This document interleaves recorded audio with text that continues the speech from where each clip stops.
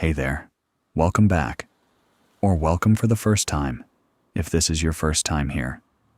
Either way, get yourself comfortable. Adjust your pillow if you need to. Pull the blanket up a little higher. Maybe turn down the brightness on your phone or your laptop, whatever you're watching this on. Tonight, we're going on a long one, a really long one. We're going to walk through the entire story of the Marvel Cinematic Universe's multiverse. All of it. Every major film, every twist, every betrayal, every sacrifice, every moment where reality itself cracked open and showed us something on the other side.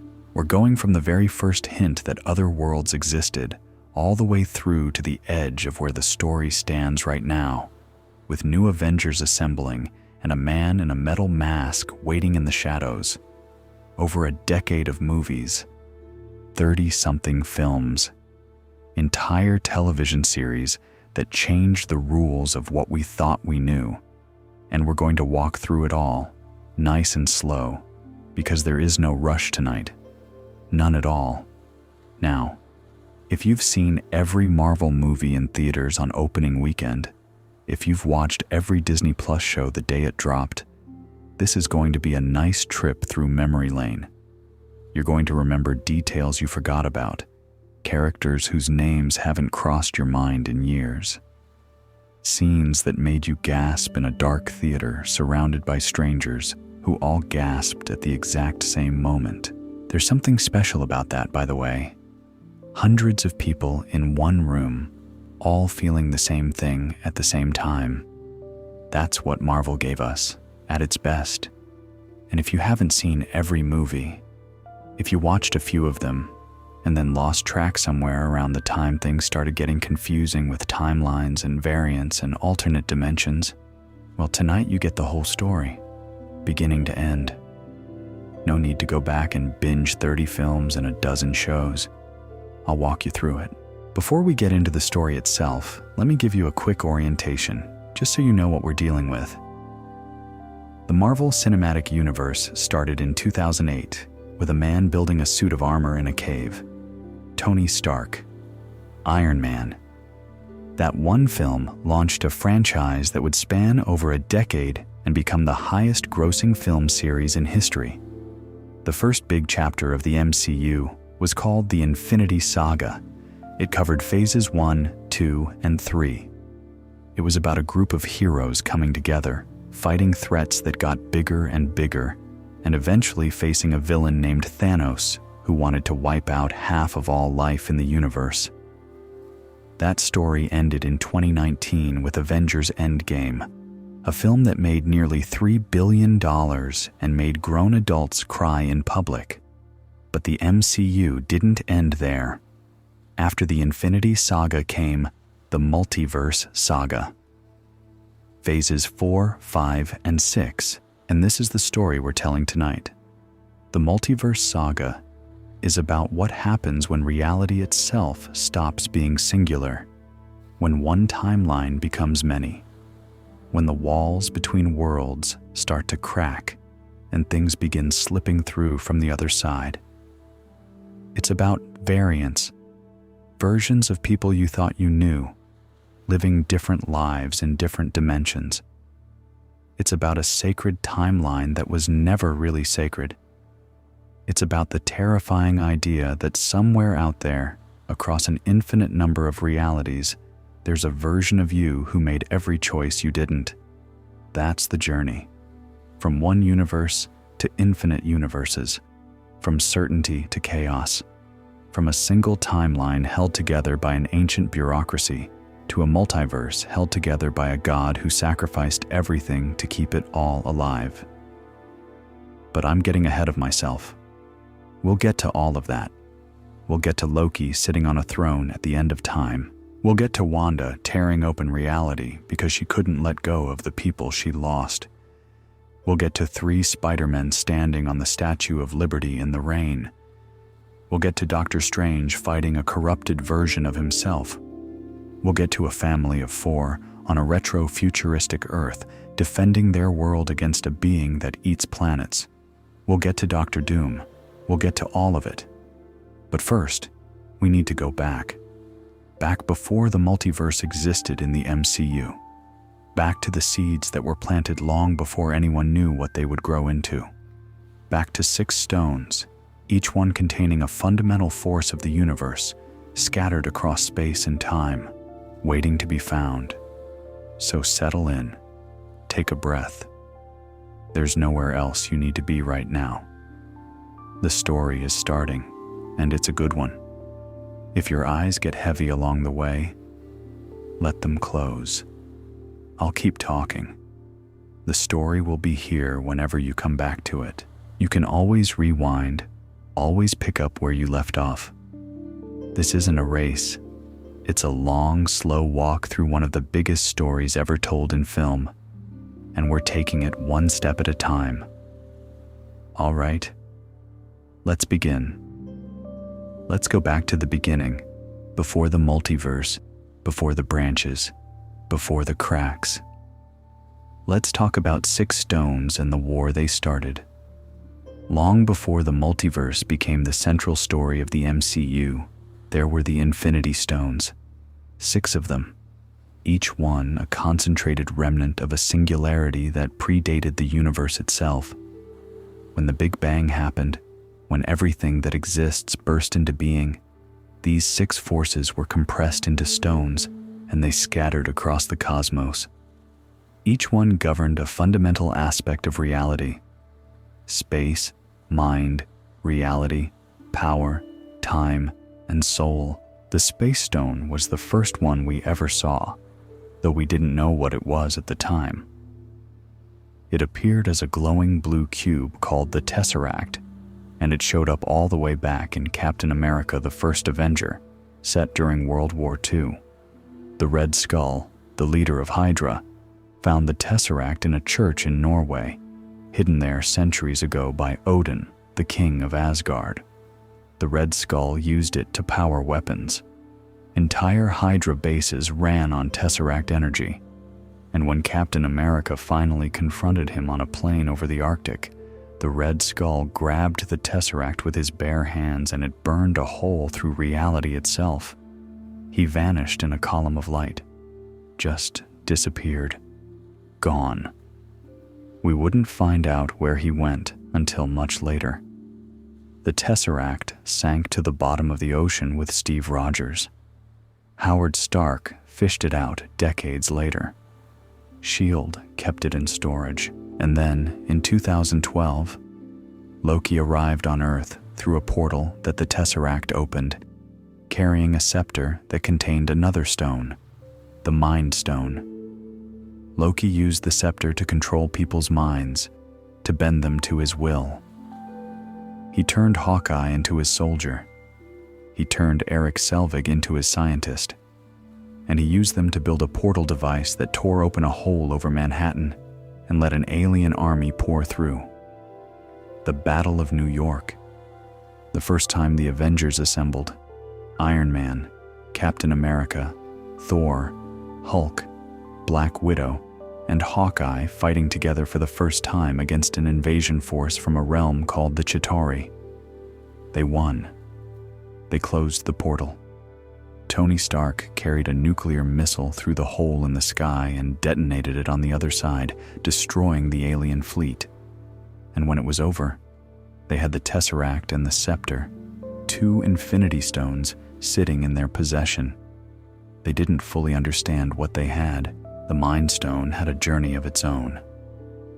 Tony Stark and Bruce Banner, in a moment of scientific hubris that would have consequences for years, used the scepter to create an artificial intelligence. They wanted to build a suit of armor around the world, a global defense system. What they got instead was Ultron, a machine intelligence that looked at humanity and decided it needed to be destroyed. Ultron took the Mind Stone out of the scepter and used it to build himself a perfect body, a synthetic being made of vibranium, the strongest metal on Earth. But the Avengers stole the body before Ultron could upload himself into it, and Tony and Bruce uploaded a different AI into it instead. Jarvis, Tony's loyal AI assistant, merged with the Mind Stone and the vibranium body and became Vision. Vision was alive. He was conscious. He could think and feel and wonder about his own existence. The Mind Stone sat in his forehead, glowing yellow, and it was the source of his power and his life. He could phase through walls. He could fire beams of energy. He could lift Thor's hammer, which was supposed to be impossible for anyone who wasn't worthy.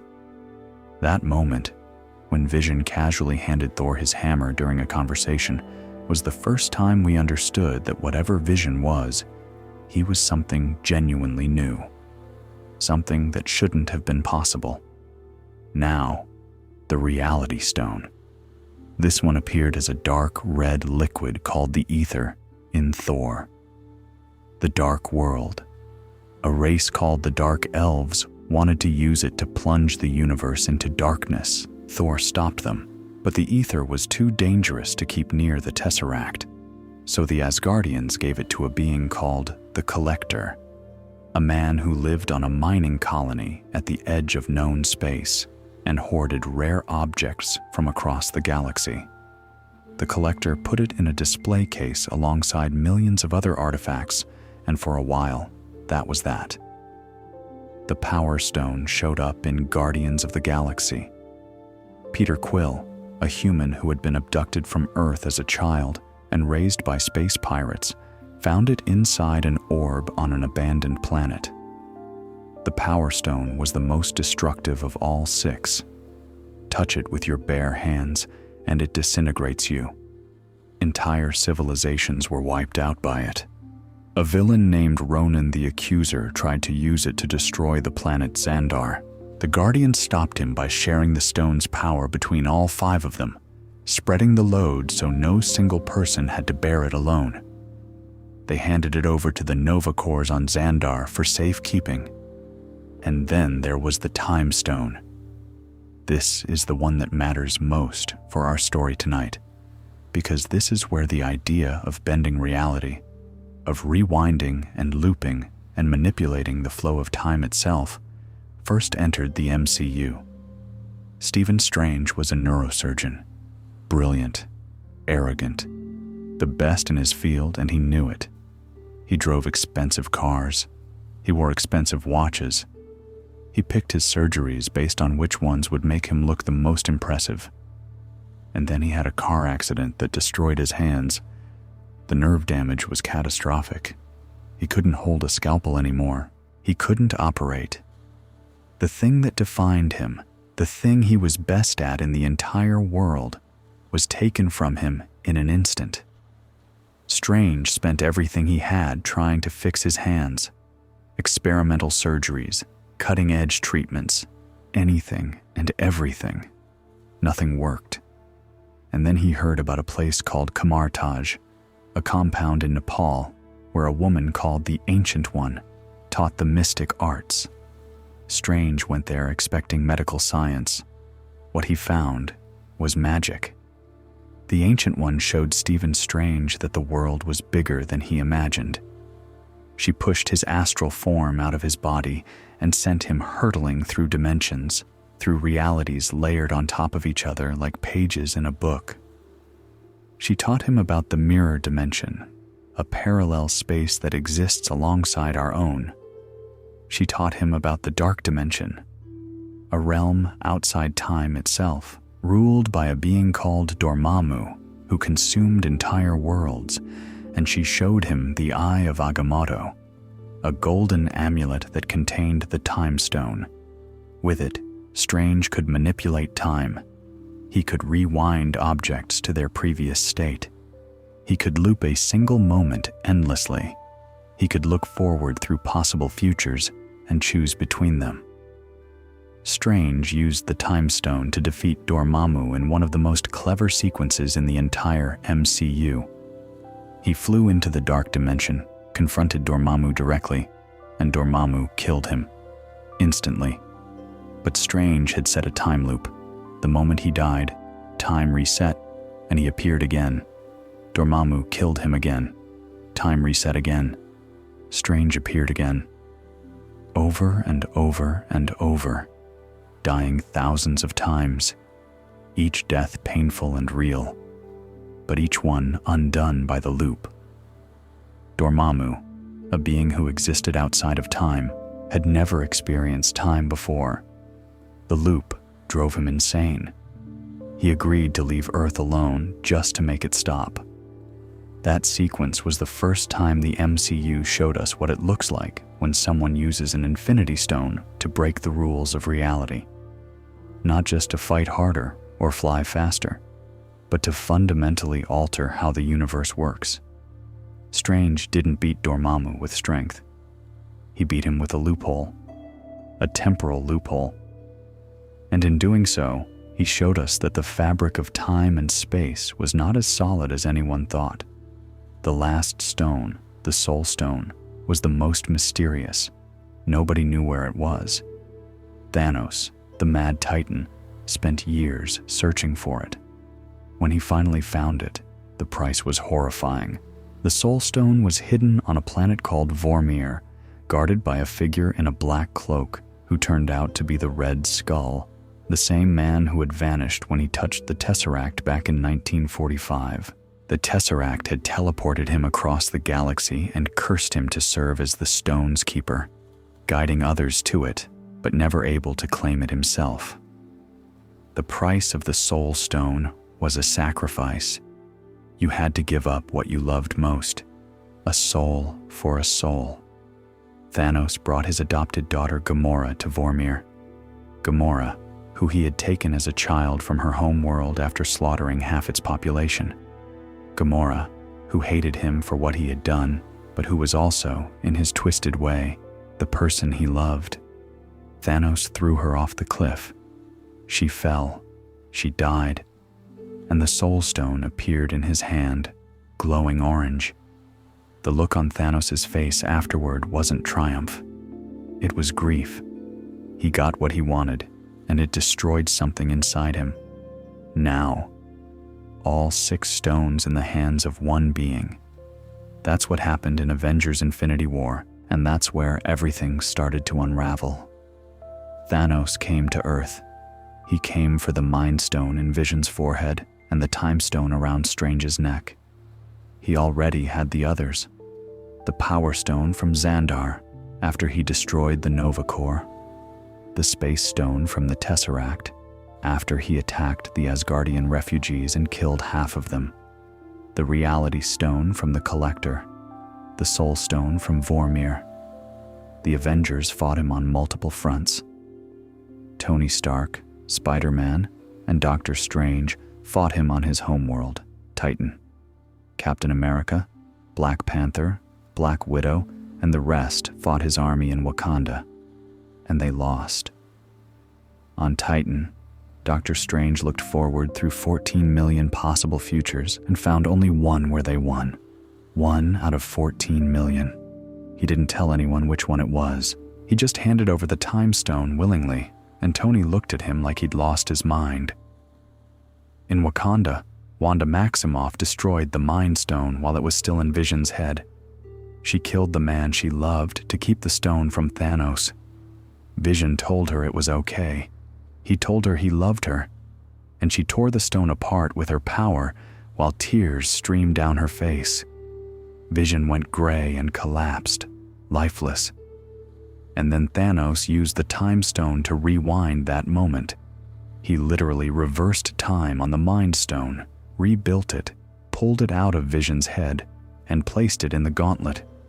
Vision died twice in 30 seconds. Wanda had to watch both times. Thanos snapped his fingers. Half of all life in the universe turned to dust, just dissolved. Spider-Man stumbled toward Tony and said he didn't feel so good. He said he didn't want to go. And then he was gone. T'Challa reached toward Okoye and disintegrated. Bucky Barnes looked at Steve Rogers and said Steve's name. And then there was nothing left of him but ash blowing in the wind. The heroes who survived stood in silence on a battlefield, covered in dust that used to be people. 5 years passed. That's what people forget sometimes about Endgame. 5 years. The world tried to move on. Some people couldn't. Steve Rogers ran support groups for people dealing with the loss. Natasha Romanoff ran what was left of the Avengers from a desk. Tony Stark retired to a cabin and had a daughter named Morgan. Thor fell apart completely, drinking himself into a depression on a fishing village in Norway.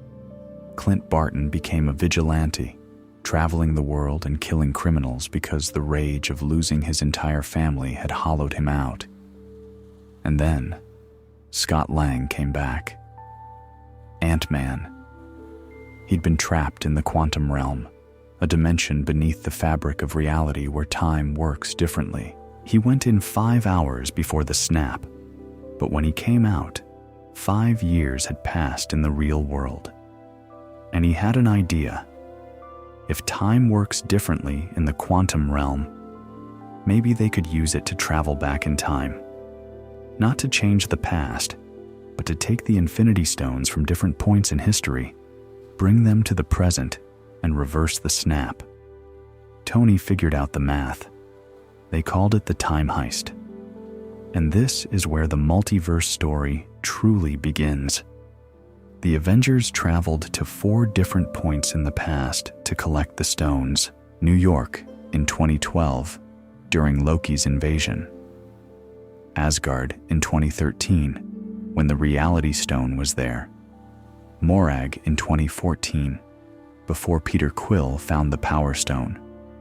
And Vormir in 2014, for the Soul Stone. There's a moment during the heist that we need to talk about, because it's the single most important moment in the entire multiverse story. Bruce Banner, in his Hulk form, goes to the Sanctum Sanctorum in 2012 New York to get the Time Stone from the Ancient One. She refuses at first. She tells him something that changes everything. She draws a line in the air, a glowing timeline. She shows Bruce that removing a stone from the past doesn't just affect that moment. It creates a branch, a divergent timeline, a reality that splits off from the main one and goes dark without the stone's protection. She says the only way to prevent this is to return the stones to the exact moment they were taken, closing the branch before it can grow. That visual, that image of one timeline branching into 2, is the first time the MCU explicitly explains how the multiverse works. One reality becomes 2, and if you don't close the branch, it keeps growing, keeps diverging, becomes its own separate universe with its own separate future. Bruce promises to return the stones. The Ancient One agrees, and the heist continues. They get all the stones. They build a new gauntlet. Bruce puts it on and snaps his fingers and brings everyone back. 5 years of dust reversed in an instant. Billions of people returning to a world that moved on without them. But the heist had consequences they didn't plan for. In the 2012 timeline, when Tony and Scott were supposed to grab the Tesseract, things went wrong. The 2012 Hulk smashed through a stairwell door and knocked the Tesseract out of Tony's hands. It slid across the floor and landed at the feet of Loki. The 2012 Loki, who had just been captured after the Battle of New York. Loki looked down. He saw the Tesseract. He picked it up, and he vanished. That moment, Loki grabbing the Space Stone and teleporting away. That's the crack. That's the fracture in the foundation of reality that everything else in the Multiverse Saga grows from. Because Loki was supposed to be captured. He was supposed to go back to Asgard in chains. He was supposed to follow a specific path. And instead, he escaped. He deviated from the sacred timeline. He became a variant. Steve Rogers went back to return all the stones to their proper moments. He completed his mission. But instead of coming back to the present, he stayed. He went back to the 1940s, found Peggy Carter, the woman he loved, and lived out his life with her. He grew old.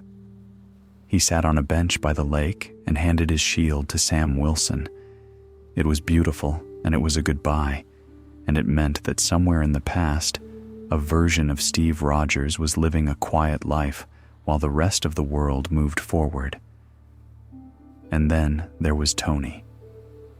Tony Stark snapped his fingers to destroy Thanos and his entire army, and the power of all 6 stones killed him. Tony Stark, the man who started the whole MCU in a cave with a box of scraps, died on a battlefield, surrounded by the people he saved, with Pepper whispering that he could rest now. The Infinity Saga was over. But the consequences of the time heist, the branches that were created, the variant of Loki who escaped with the Tesseract, the cracks in the timeline that nobody noticed at the time, those consequences were just beginning to unfold. If you need to shift positions or adjust your blankets or anything like that, now is a good time.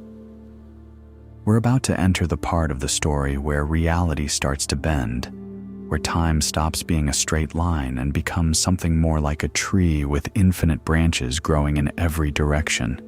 It's going to get strange, in more ways than one. Take your time. There's no rush. We've got all night. So, Loki grabbed the Tesseract in 2012 and vanished.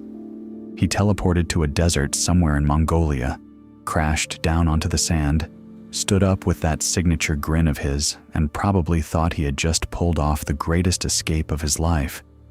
He was wrong. Within seconds, a glowing doorway opened in the air. Armored soldiers stepped through, wearing uniforms that didn't belong to any military Loki had ever seen. They moved with bureaucratic precision. One of them placed a device on the ground that froze Loki's body in a time field. Another one picked up the Tesseract and dropped it into a case like it was evidence at a crime scene. They slapped a collar around Loki's neck, read him what amounted to charges, and dragged him through the portal. Loki found himself in a place that looked like a government office building from the 1970s. Orange carpets, wood paneling, fluorescent lighting, filing cabinets everywhere. There were people in brown and beige uniforms shuffling papers, operating strange machines, and going about their business with the bored efficiency of people who had been doing the same job for a very long time. This was the Time Variance Authority, the TVA, and it was, without exaggeration, the most important location in the entire multiverse story. Here's what Loki was told. After a devastating conflict called a multiversal war, where infinite versions of reality fought each other and nearly destroyed everything, 3 beings called the Timekeepers reorganized the multiverse into a single timeline, one path, one sequence of events. They called it the Sacred Timeline. Every person, every event, every choice had to follow this predetermined path. And if anyone deviated from it, if anyone made a choice they weren't supposed to make or went somewhere they weren't supposed to go, a branch started to form. A new timeline tried to split off from the sacred one. The TVA's job was to catch those deviations before the branches could grow. They would show up, arrest the person who caused the deviation, which they called a variant, and then prune the branch, which was a polite way of saying they erased it from existence. Everyone in that branching timeline, every person, every animal, every blade of grass, gone, reset, like it never happened. Loki, by grabbing the Tesseract and escaping, had deviated from his predetermined path. He was supposed to lose the Battle of New York, get captured, and go back to Asgard in chains. That was his script. That was what the sacred timeline required. By escaping, he created a branch, and now the TVA was going to deal with it. Loki was put on trial. The trial was a joke, the kind of rubber stamp proceeding, where the verdict has already been decided before you sit down.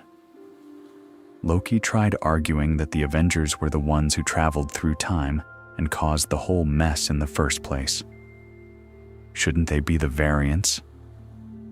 The judge, a woman named Ravonna Renslayer, dismissed this immediately. The Avengers' time travel was supposed to happen. It was part of the sacred timeline. Loki's escape was not. Think about that for a second. The TVA was saying that everything that happens in the MCU, every victory, every loss, every death, was predetermined. Supposed to happen. Written into the timeline by the timekeepers. Tony dying was supposed to happen. Thanos snapping was supposed to happen. Half the universe turning to dust for 5 years was supposed to happen. The sacred timeline wasn't a natural flow of events. It was a script, and the TVA was making sure everyone followed it whether they knew it or not. Loki was saved from being pruned by a TVA agent named Mobius. Owen Wilson played Mobius, and he brought this wonderfully relaxed energy to a character who was essentially a middle manager at the end of time. Mobius liked jet skis. He'd seen them in videos from the timeline and thought they looked like the most wonderful things ever invented, but he'd never ridden one because he lived in an office building outside of time. Mobius wanted Loki's help catching a dangerous variant who had been killing TVA agents across different points in time. The variant turned out to be another Loki, a woman named Sylvie. She was a Loki from a different branch of the timeline, taken by the TVA as a child because her mere existence was a deviation. Think about that. She was a little girl, and the TVA came and ripped her out of her reality. They erased her entire timeline, everyone she'd ever known, and were going to prune her too. But Sylvie escaped. She'd been running from the TVA ever since, growing up on apocalyptic timelines where the TVA couldn't detect her, teaching herself to fight and survive, and nursing a deep, burning rage against the institution that stole everything from her. Loki and Sylvie's story is one of the most fascinating things the MCU has ever done. Here was a character who had always been selfish, always been out for himself, always looking for a throne to sit on, and he meets a version of himself who has every reason to be selfish, who has been hurt worse than he has, who has lost more than he has, and something shifts. Not instantly, not dramatically, slowly across conversations and shared dangers and quiet moments where two people who have spent their whole lives alone realize they don't have to be. Together, Loki and Sylvie discovered the truth about the TVA, and the truth was devastating. The TVA agents weren't created by the timekeepers. They were variants themselves, regular people kidnapped from their own timelines, their memories wiped clean, and reprogrammed to serve as bureaucratic enforcers of the sacred timeline. Mobius was a person once. He had a life, a history, maybe a family. All of it erased. He didn't even know. And the timekeepers? They were robots, animatronics, puppets sitting on thrones in a room at the top of the TVA, pretending to be all-powerful cosmic beings. Someone else was pulling the strings. Loki and Sylvie traveled to a place called the Citadel at the end of time. It existed outside of everything, a castle floating in the void beyond the last dying moments of the universe. And inside, they found a man. He called himself He Who Remains. He was played by Jonathan Majors, and the performance was remarkable. He was goofy and frightening in equal measure. He offered Loki and Sylvie candy. He danced around the room. He spoke in this rapid, almost manic way that made you feel like you were talking to someone who had been alone for a very, very long time. He Who Remains told them his story, and it went like this. He was a scientist from the 31st century, a brilliant man who discovered that the multiverse existed, that there were infinite parallel timelines, each one containing its own version of him. At first, it was wonderful. The variants shared technology and knowledge. They cooperated. They reached across the walls between realities and helped each other. But some variants weren't interested in cooperation. Some of them were conquerors, warlords, tyrants. They looked at the infinite versions of reality and saw infinite territory to claim. A multiversal war erupted, countless timelines battling each other, with variants of the same man leading armies against alternate versions of themselves. It nearly destroyed everything. He who remains was the variant who won.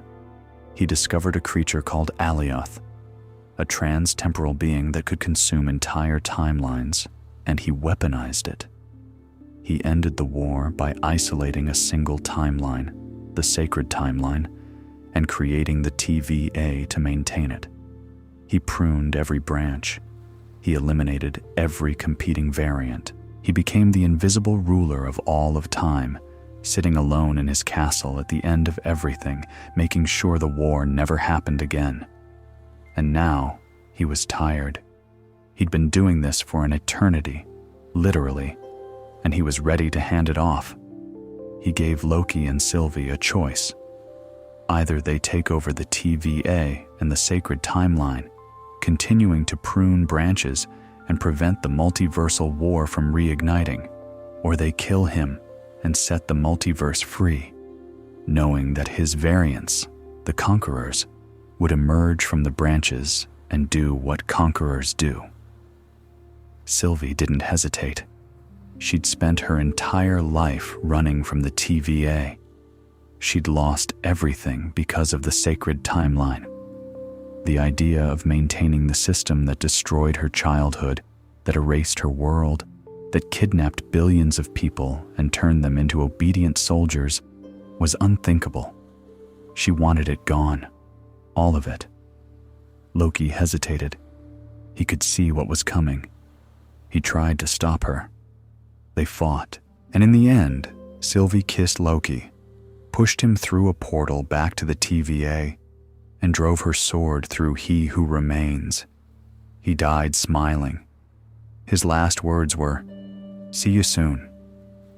The moment he died, the sacred timeline shattered. If you could see it, and the show let us see it, it looked like a single golden thread unraveling into thousands of branches, splitting and splitting and splitting, each one growing outward in a different direction. Infinite timelines, suddenly free to exist, suddenly free to grow, suddenly producing infinite variants of everyone and everything. The multiverse was open.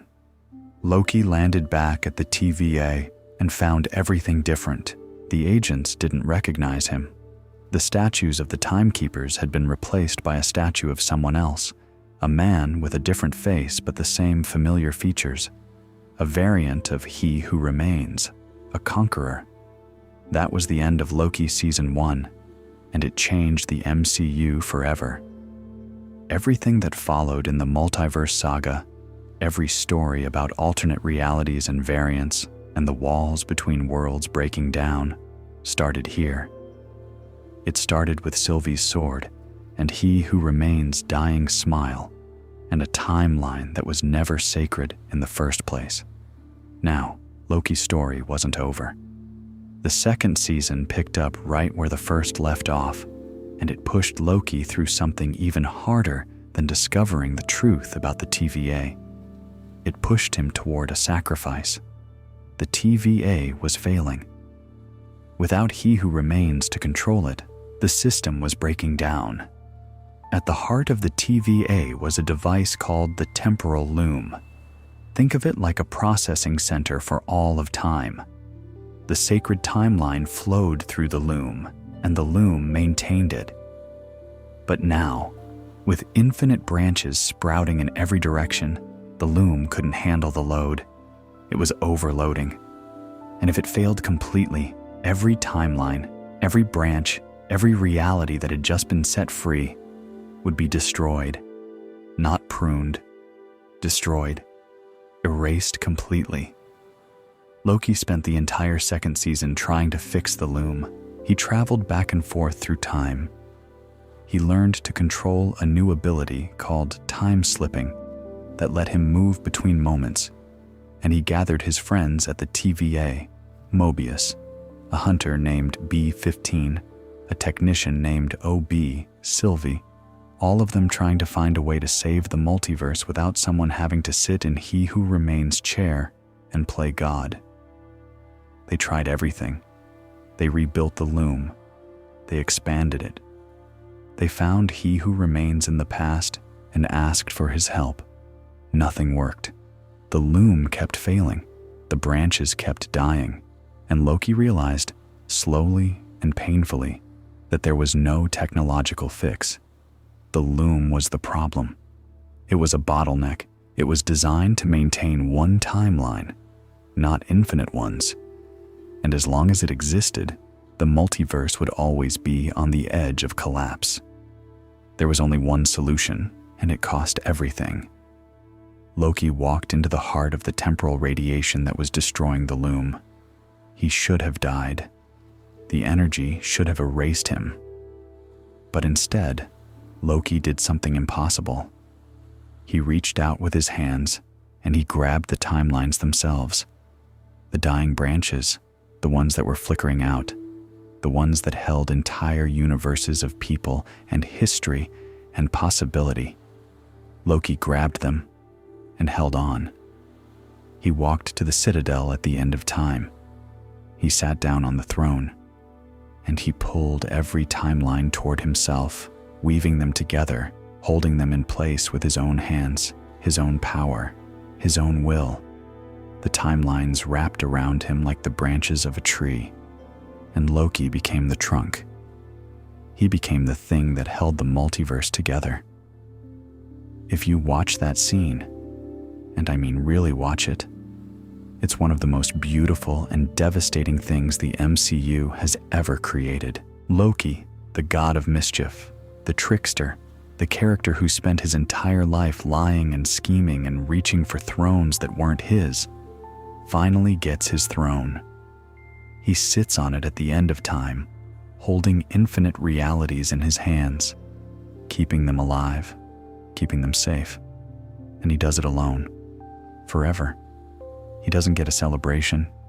He doesn't get a thank you. He doesn't even get a goodbye. Not really. The people he saved don't know he saved them. Mobius goes back to a normal life. Sylvie walks through a world that's free because of what Loki did, but she'll never fully understand the cost. The multiverse exists because one person was willing to bear the weight of infinity on his shoulders, and that person was the last one anyone would have expected. It's the kind of sacrifice that rewrites everything you thought you knew about a character. Tony Stark snapped his fingers and saved the universe in a blaze of light. Steve Rogers went back in time and got his dance. Loki sat down in silence and held everything together, and nobody was there to see it. And with that sacrifice, the multiverse was truly and permanently open. No more pruning, no more sacred timeline, no more invisible hand controlling which stories got to exist and which ones didn't. Every branch was free to grow. Every variant was free to live. Every possibility was real, which sounds wonderful in theory. In practice, it meant the walls between worlds were thinner than they'd ever been. And on the other side of those walls, things were already starting to push through. That's where we're going next. Into the cracks. Into the places where grief and magic and desperation tore the walls wide open and let the multiverse flood in. But for now, let's take a breath. That was a lot. If you're still awake, I'm glad you're here. And if you're floating somewhere between awake and sleep, that's perfect. That's exactly where you should be. Just let the story carry you. The multiverse is holding together just fine. Loki's got it. You can rest. Now, while all of that was happening with Loki and the TVA outside of time and space, on Earth, in the main timeline, the multiverse was making itself known in other ways. 3 stories in particular showed us what happens when the walls between worlds get thin enough for people to push through. And each one started with the same thing: grief, loss, the desperate, irrational, very human desire to undo something that can't be undone. Let's start with Wanda. Wanda Maximoff lost everything. She lost her parents as a child in Sokovia, killed by a bomb manufactured by Stark Industries. She lost her twin brother, Pietro, who was shot and killed during the battle against Ultron. She lost the closest thing she had to a home when the Avengers split apart during the events of Civil War. And then she lost Vision. Twice. The first time, she destroyed the Mind Stone in his forehead to keep it from Thanos. She killed him. She made the choice to end his life because it was the only way to stop Thanos from completing the gauntlet. And then, Thanos used the Time Stone to reverse it, pulled Vision back into existence just long enough to rip the stone out of his head again, and dropped his lifeless gray body at Wanda's feet. After the blip, after everyone came back, Wanda went to Sword headquarters to claim Vision's body. She wanted to bury him. She wanted to say goodbye. They told her no. Vision's body was made of vibranium, the most valuable substance on Earth, and it was Stark technology, and it was government property now. They were dismantling him, taking him apart. When Wanda walked through the facility, she could see his body on a table, engineers pulling him apart piece by piece. The man she loved, reduced to spare parts. Wanda drove to Westview, New Jersey. This was where she and Vision had bought a plot of land. They'd been planning to build a house there, to live a quiet life after the fighting was over. When Wanda arrived, there was nothing, just an empty lot. A foundation that was never built on. The promise of a life that would never happen.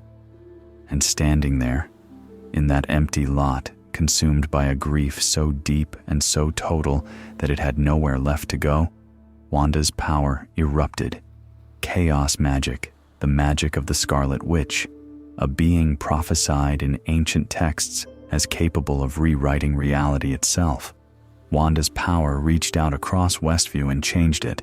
She created a bubble, a hex, a pocket reality inside the town limits. Inside the hex, everything was a sitcom. The first episode was black and white, filmed like a 1950s show. Wanda and Vision had a little house. They had nosy neighbors. There were laugh tracks and opening credits and episode titles. Vision was alive. He didn't remember dying. He didn't know anything was wrong. He went to work at a job he didn't understand. He came home and kissed his wife. They were happy. The show moved through decades. Each episode advanced to a new era of sitcom. The 60s, the 70s, the 80s, the 90s. The format changed. The clothes changed. The hairstyles changed. Wanda got pregnant, impossibly fast, and had twin boys, Tommy and Billy. They grew from babies to children in a matter of days, because in Wanda's reality, time moved however she needed it to. But the people of Westview were real. They weren't constructions. They were the actual residents of the town, trapped inside Wanda's fantasy, forced to play roles. Some of them were aware of what was happening on some level. They could feel themselves screaming behind the smiles. Wanda controlled them. She moved them like puppets. And she didn't fully realize it, or maybe she didn't let herself realize it, because acknowledging the truth would mean giving up the only happiness she had left. Outside the hex, Sword and the FBI were trying to figure out what was going on. Monica Rambeau, the daughter of Carol Danvers' old friend, Maria Rambeau, got pulled into the hex and experienced it firsthand. She was rewritten into a character in the sitcom, given a name and a backstory that weren't her own. When she was expelled from the Hex, she started organizing a response. Inside the Hex, there was another player, a woman named Agnes, the next-door neighbor, overly friendly, always showing up at convenient moments. Agnes turned out to be Agatha Harkness, a witch who had been alive for centuries, drawn to Westview by the sheer magnitude of Wanda's power. Agatha had been manipulating events from inside the sitcom, trying to figure out how Wanda was doing what she was doing, because even Agatha, who had been practicing magic since the Salem witch trials, had never seen power like this. Agatha revealed the truth to Wanda. She showed her that her power wasn't just telekinesis and energy blasts, the abilities she'd been using since Age of Ultron. Wanda was the Scarlet Witch, a being of mythic power, prophesied in a book called The Darkhold, chaos magic, the ability to create something from nothing, to rewrite the rules of reality itself. What Wanda did to Westview wasn't just a trick or a spell. She created matter. She created life. She created vision, a fully functioning being, from memory and grief and raw power. The ending of WandaVision was heartbreaking.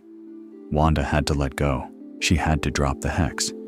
She walked through the shrinking boundary of her reality with Vision by her side, and as the walls closed in, everything she had created started to disappear. The house unmade itself room by room. Tommy and Billy went to bed, and Wanda knew they wouldn't wake up. Vision stood by the window and watched the Hex approaching, and he understood what he was. He was her memory of him, given form by her power, and when the power was gone, so was he. They said goodbye. Vision asked Wanda what he was, and she told him he was the piece of the Mind Stone that lived in her. He was a body of wires and blood and bone that she loved. He was her sadness and her hope. And then the Hex closed around him, and he dissolved, and Wanda was standing alone in an empty lot again, in a town full of people who feared her. The people of Westview looked at her with horror. They'd been trapped in her fantasy, puppeted against their will. Some of them for weeks. They didn't thank her for letting them go. They just wanted her gone. Wanda flew away, and in the post-credit scene, she was in a remote cabin, studying the Darkhold, the Book of the Damned, the ancient text of forbidden magic. And as she read, she heard voices, her children, Tommy and Billy, calling for her, calling Mom from somewhere far away, somewhere across the multiverse. That sound, the sound of her children calling for her from another reality. That's what drove everything that came next. Now let's talk about Spider-Man. Peter Parker was 17 years old and his life had just fallen apart. At the end of his previous adventure, a villain named Mysterio had used his dying moments to frame Spider-Man for murder and reveal Peter's identity to the entire world. Every news outlet, every website, every screen in Times Square. Peter Parker is Spider-Man. No more mask. No more secret. Peter's life became a circus. Reporters camped outside his apartment. His classmates were divided between those who thought he was a hero and those who thought he was a murderer. His girlfriend MJ and his best friend Ned were harassed. His Aunt May was investigated. MIT rejected MJ and Ned's college applications because of the controversy. Everything Peter had been trying to protect, the normal life, the people he loved, all of it was being crushed by the weight of his exposed identity. So Peter went to Doctor Strange. He went to the Sanctum Sanctorum, knocked on the door, and asked the most powerful sorcerer on the planet for a favor. He asked Strange to cast a spell that would make everyone in the world forget that Peter Parker was Spider-Man. Strange agreed, which honestly says something about Strange's judgment, because this was a wildly reckless thing to do. He started the spell. It was a memory alteration, that would affect every person on Earth. But while Strange was casting it, Peter kept interrupting. He kept asking for exceptions. Wait, can MJ still remember? And Ned? And Aunt May? And Happy Hogan? Each exception Peter requested warped the spell further, introduced instability, and before Strange could stop it, the spell cracked open the walls between universes. The spell started pulling people into Peter's universe. Specifically, it pulled in people from other universes who knew that Peter Parker was Spider-Man, not just from the MCU's universe, from other universes entirely, from other films, from other versions of the Spider-Man story that existed in their own separate realities. Dr. Octopus showed up first. Otto Octavius, a man with 4 mechanical tentacles fused to his spine from a universe where he fought a different Peter Parker. Then came Electro, a being of pure electrical energy. The Sandman, a man who could transform his body into sand. The Lizard, a scientist who turned himself into a reptile. And the Green Goblin, Norman Osborn, the most dangerous of all of them. These weren't MCU characters. They were characters from the previous Spider-Man film series, the ones made before the MCU existed.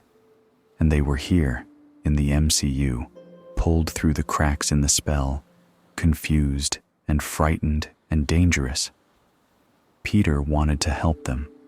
Strange wanted to send them back to their home universes. But Peter realized something. In their home universes, these villains die. They die fighting their Spider-Man. Sending them back meant sending them to their deaths.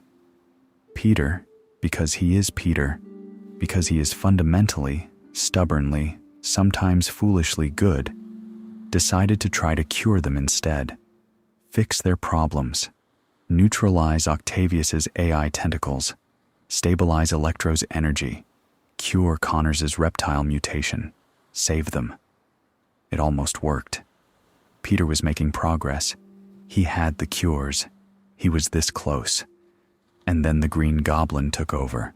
Norman Osborn had been fighting for control of his own mind against the Goblin persona, and the Goblin won. He destroyed the cures. He fought Peter with a ferocity that was terrifying, because the Goblin didn't just want to win, he wanted to break Peter's spirit. He wanted Peter to stop being good. The Goblin killed Aunt May. During the fight at Happy's apartment, the Goblin used his glider to stab May. She stumbled away from the building, found Peter in the street, and told him that with great power comes great responsibility. She said that, those words, the words that in every version of Spider-Man's story come from the person who matters most to him. And then she collapsed and died in the rain, while Peter held her. Peter wanted to kill the Goblin. He was consumed by rage and grief, and the kind of pain that makes everything feel simple, that reduces the world to one action and one target. He went after the Goblin on the Statue of Liberty, and he was going to do it. He was beating him senseless, slamming the glider into his face over and over, and then someone caught his arm. Another Spider-Man, a Peter Parker from another universe, the one who had fought this same Goblin in his own world, the one who had lost his own uncle to this man. He looked at Peter and shook his head. Don't. This isn't who you are. Don't let this be who you become, because there weren't just villains coming through the cracks. There were heroes too. 2 other Peter Parkers, 2 other Spider-Men from 2 other universes had been pulled through by the spell. They arrived at the worst possible moment, when Peter was at his lowest, and they did what they could. They talked to him. They shared their own losses. They helped him realize he wasn't alone, that every version of Spider-Man loses someone, that the grief is part of the deal, and that what matters is what you do with it. The 3 Peter Parkers worked together. They cured the villains, all of them, They saved the people who had been pulled from their own worlds, and they gave them a chance at a life they didn't have before. But the spell was still breaking down. The cracks were getting wider. More people, more things, more realities were starting to push through. Strange told Peter there was only one way to close the breach. The original spell had to be completed, but now, because of all the instability, the only version of the spell that would work was one that made everyone in every universe forget Peter Parker existed. Not just his identity as Spider-Man, him. Entirely. Peter agreed. He said goodbye to MJ. He told her he would find her again, that he would come back and explain everything and help her remember. She was crying. He was crying. They both knew what was coming.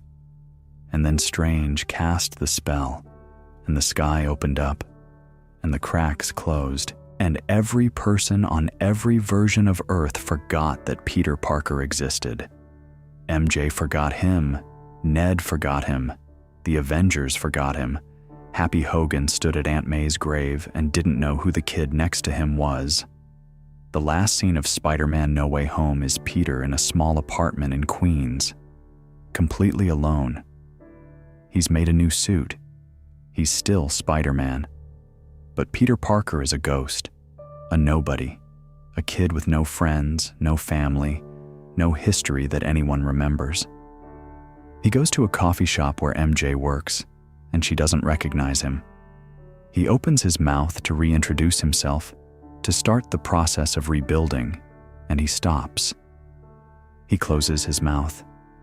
He walks away, because telling her the truth would put her in danger again, and he can't do that to her. That ending gutted me, honestly. After everything, after saving the multiverse from collapsing, after curing villains and standing alongside two other versions of himself, Peter Parker's reward is anonymity, solitude, a clean slate that he didn't want, and a silence that's louder than any fight he's ever been in. And now Doctor Strange. In Multiverse of Madness, the consequences of the multiverse being open hit Stephen Strange directly. A teenage girl named America Chavez shows up in his universe, running for her life. America has a power that's unique in the entire multiverse. She can punch star-shaped portals between universes. She's the only person who can do this because she's a singularity. There's only one America Chavez across all of infinite reality. Someone is hunting America for her power. Strange assumes it's some kind of demon or interdimensional threat. It's not. It's Wanda. The Darkhold did its work. The book corrupted Wanda completely. She's no longer the grieving woman who created a sitcom in a small town. She's the Scarlet Witch in full, and she wants America Chavez's multiverse traveling power, so she can go to a universe where her children, Tommy and Billy, are real, where they're alive, growing up, living normal lives. Wanda wants to go there and be their mother. The problem is that another version of Wanda already exists in that universe. A Wanda who actually gave birth to those children, who raised them, who is their real mother. Our Wanda doesn't care. She has been so consumed by grief and so corrupted by the Darkhold that she's willing to take another version of herself's life to get her children back. She's willing to kill anyone who stands between her and them. Strange and America flee across multiple universes. They visit Earth 838, a universe with its own history and its own heroes.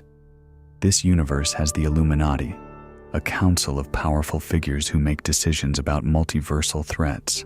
The council includes Charles Xavier, yes, Professor X, the founder of the X-Men, in a yellow hover chair just like the animated series. There's Captain Carter, a version of Peggy Carter who took the super soldier serum, a version of Captain Marvel, a version of Black Bolt, a version of Reed Richards. They're impressive. They're confident. They've dealt with multiversal threats before. Wanda kills almost all of them. She dreamwalks, a technique from the Darkhold that lets you project your consciousness into the body of a variant of yourself in another universe.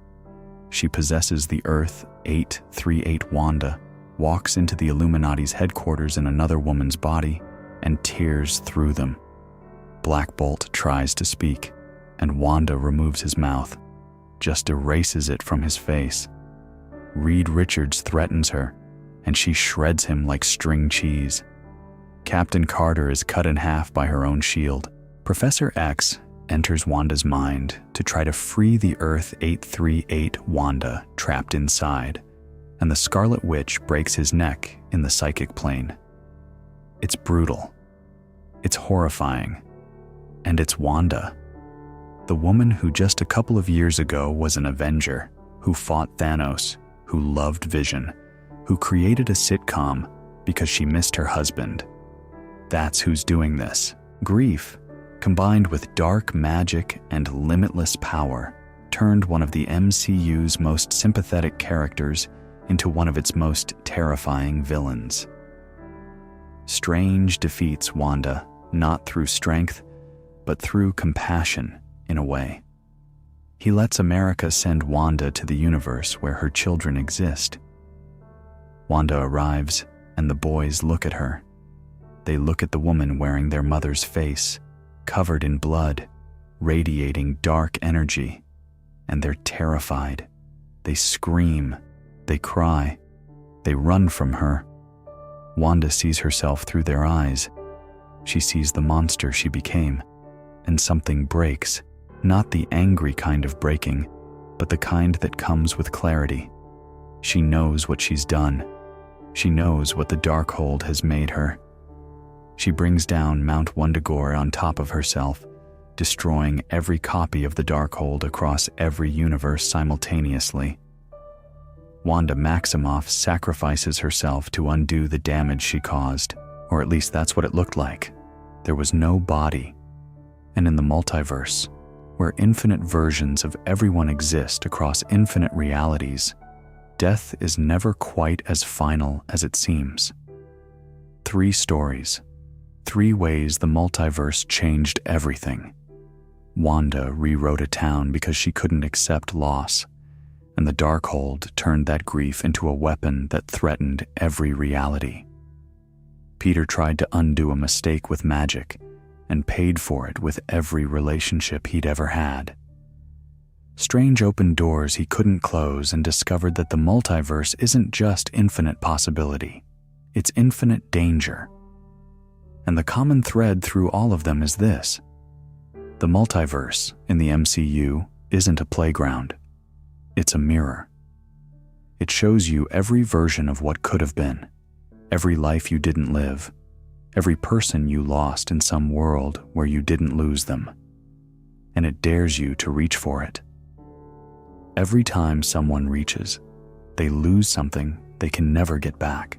We're deep into it now. If you're still with me, thank you. Truly. And if you're starting to drift, if the story is becoming more like a warm current pulling you towards sleep, that's exactly what it's supposed to do. Let it. We're past the halfway point of the journey, and the path ahead is just as fascinating as the ground we've covered. But it'll be here when you get back. It's not going anywhere. Now, while Loki was holding the multiverse together, and Wanda was tearing it apart, and Peter was paying the price for trying to bend it, there was another corner of the MCU where the multiverse was making itself known. A place that had been part of the story since the very beginning, but that nobody fully understood until now.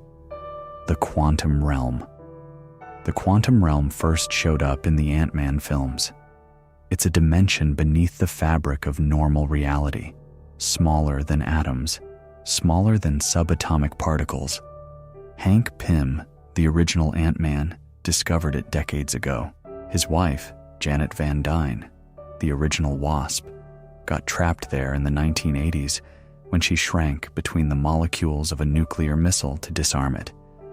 She kept shrinking and shrinking until she passed through the quantum barrier and fell into a world that nobody knew existed. Janet was stuck in the quantum realm for 30 years.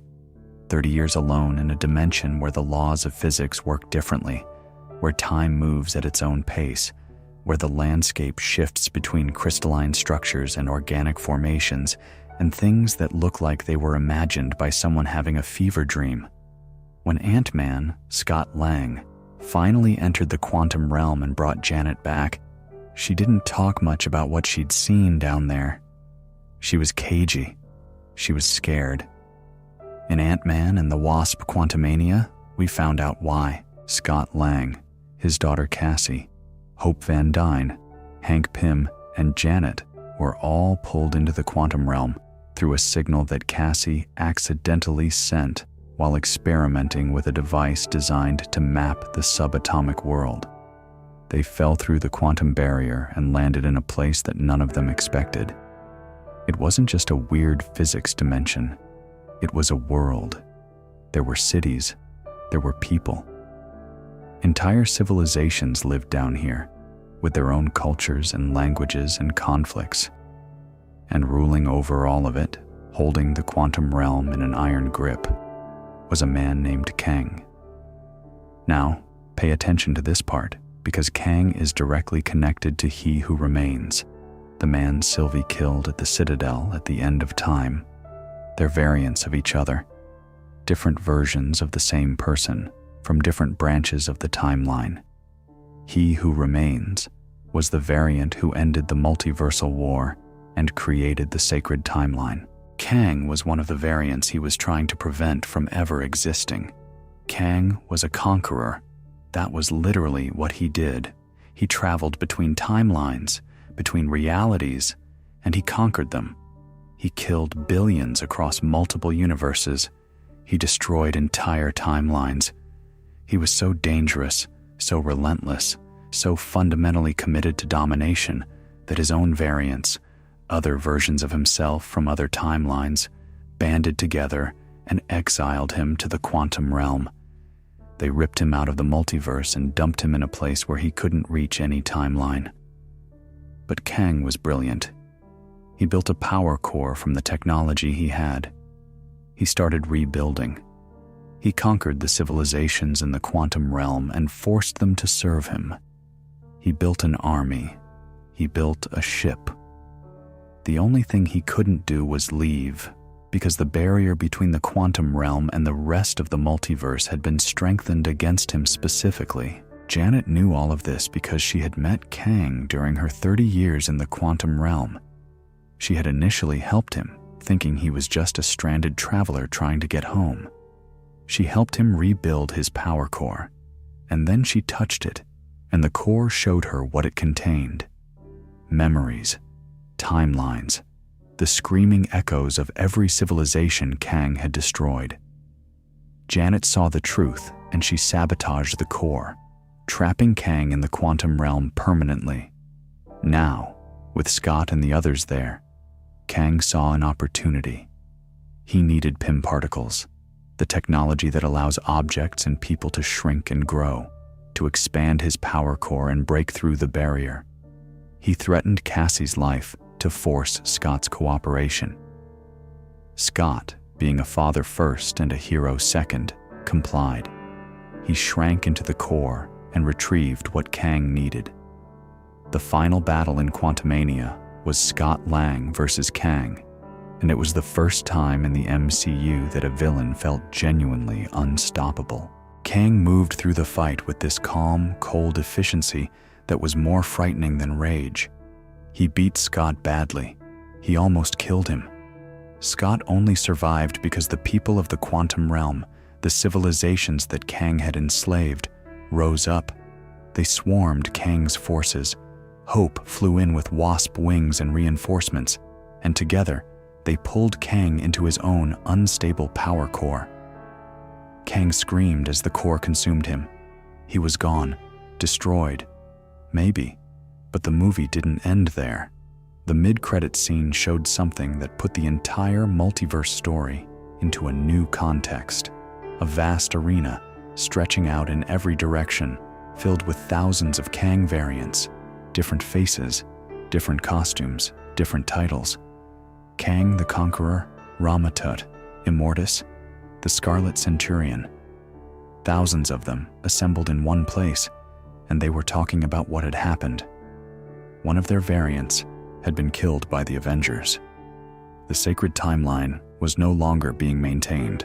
The branches were growing, and the multiverse, the infinite expanse of reality that he who remains had spent eons controlling, was now wild and open and full of opportunities for people like them. They were coming. Now, the MCU eventually shifted away from the Kang storyline. The narrative pivoted toward a different villain, one we'll talk about soon. But the threat that Kang represented, the idea that the multiverse produces infinite versions of dangerous people, and that some of those versions are patient and smart and powerful enough to conquer entire realities, that threat didn't go away just because the story changed direction. It's still out there. The multiverse is full of conquerors. Let me take a step sideways here and talk about some of the other stories that expanded the multiverse's reach, because the cracks weren't just showing up in the big films. They were everywhere. What If is an animated anthology series narrated by a cosmic being called the Watcher. The Watcher exists outside of all realities, able to observe every timeline, every universe, every possible outcome of every decision ever made. He watches, as his name suggests. He's sworn never to interfere.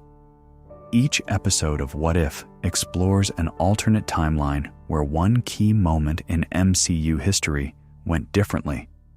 What if Peggy Carter took the super soldier serum instead of Steve Rogers? She becomes Captain Carter, a shield-wielding super soldier fighting Hydra in World War II, while Steve Rogers pilots an early version of the Iron Man armor called the Hydra Stomper. What if T'Challa was abducted by the Ravagers instead of Peter Quill? He becomes Star-Lord, and his innate goodness transforms even the most ruthless space pirates into something better. Thanos, in that reality, becomes a vegetarian who joins T'Challa's crew. I'm not kidding.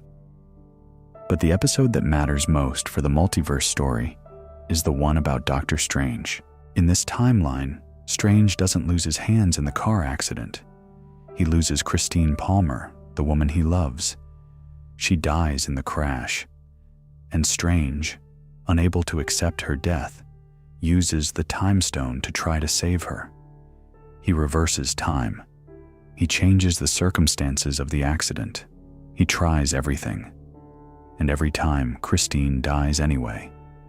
Different cause, different moment, but always the same result. Because her death is what the show calls an absolute point, a fixed event in the timeline that cannot be changed no matter what. Strange refuses to accept this. He spends centuries absorbing dark creatures, consuming their power, becoming something monstrous and vast. He becomes Strange Supreme, a being of almost limitless magical power, powered by centuries of dark absorption. And he uses that power to break the absolute point. He forces Christine back to life, and the universe collapses. Reality itself can't sustain the contradiction. The sky fractures, the ground dissolves. Strange holds Christine in his arms as everything around them disintegrates, and she looks at him with horror because she can see what he's become, the twisted thing he made himself into. And it's worse than her death ever was. Strange is left floating alone in a bubble of collapsing reality, holding on to nothing in a universe that he destroyed because he couldn't let go. The Watcher, for the first time, speaks directly to Strange Supreme. He looks into the bubble and says, "I'm sorry." And Strange, trapped alone in the ruins of everything, says, "I should have listened." That episode is maybe the most important piece of multiverse storytelling outside of Loki, because it establishes the limits. The multiverse isn't limitless. There are absolute points. There are fixed events. And if you break them, reality doesn't bend. It shatters, Later in What If, the Watcher himself is threatened. A version of Ultron who succeeded in uploading himself into Vision's body and acquired all 6 Infinity Stones becomes aware of the multiverse. He looks up through the layers of reality and sees the Watcher watching him, and he attacks. Ultron cuts through the barriers between universes and starts consuming them one by one, each reality a new world to exterminate. The Watcher breaks his oath. He intervenes. He assembles a team of heroes from across different timelines, the Guardians of the Multiverse, including Captain Carter, T'Challa Star-Lord, Killmonger, Thor as a party prince, Gamora, and Strange Supreme. Together, they defeat Infinite Ultron by separating him from the Soul Stone and trapping his consciousness. But the Watcher makes Strange Supreme the guardian of the stones in that pocket reality. Strange Supreme, the man who destroyed his own universe trying to save one person, is now the jailer of the most dangerous weapon in the multiverse. Whether he can be trusted with that responsibility is a question the show deliberately leaves unanswered. Now, there's another big multiverse story we need to cover, and it's the one that was the most fun: Deadpool and Wolverine. Wade Wilson, better known as Deadpool, is living a quiet life in his universe after retiring from being a mercenary. His timeline, the one where the old X-Men movies happened, is dying. It's literally falling apart because every timeline needs what the TVA calls an anchor being, the most important person in that reality, the one whose existence holds everything together. In Deadpool's timeline, the anchor being was Wolverine, and Wolverine is dead. He died years ago, and without him, the timeline is decaying at the molecular level. The TVA shows up and tells Deadpool his universe is going to be destroyed. They're going to prune it, let it dissolve, move on. Nothing personal, just maintenance. Deadpool doesn't accept this. He steals a TVA device and starts jumping between timelines, looking for a Wolverine variant who can replace the dead one and stabilize his reality. He finds dozens of them: tall Wolverines, short Wolverines, old Wolverines. One who appears to be just a regular guy named Henry, who happens to have claws. None of them work until he finds one, a Wolverine from a dead timeline, a version who failed his own world. This Wolverine's X-Men are all dead because of choices he made, and he's been drinking himself into oblivion ever since. He's broken. He hates himself. He's the worst possible candidate to save anyone. Naturally, that's the one Deadpool picks. The two of them end up in the void, a wasteland at the end of time where pruned timelines and variants go to rot. It's a junkyard of reality. There are pieces of destroyed worlds scattered across the landscape, the giant head of a sentinel from the X-Men's future, a 20th Century Fox logo half buried in the dirt, which is honestly one of the funniest visual gags the MCU has ever done. And there are people there, variants of heroes and villains who were pruned from their own timelines and dumped here. Deadpool and Wolverine fight their way through the void, form an uneasy alliance, and eventually manage to escape. In the process, Wolverine confronts his guilt over failing his X-Men, and Deadpool confronts his fear that he's never been important enough to matter. They save Deadpool's timeline by physically holding it together at the core, absorbing the energy that was tearing it apart. Both of them would have died, but Wolverine's healing factor and Deadpool's immortality kept them alive through what should have been fatal.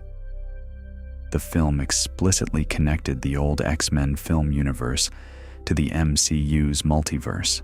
Those movies, the ones with Patrick Stewart and Hugh Jackman and Ian McKellen, they happened in another timeline, in another branch of the multiverse.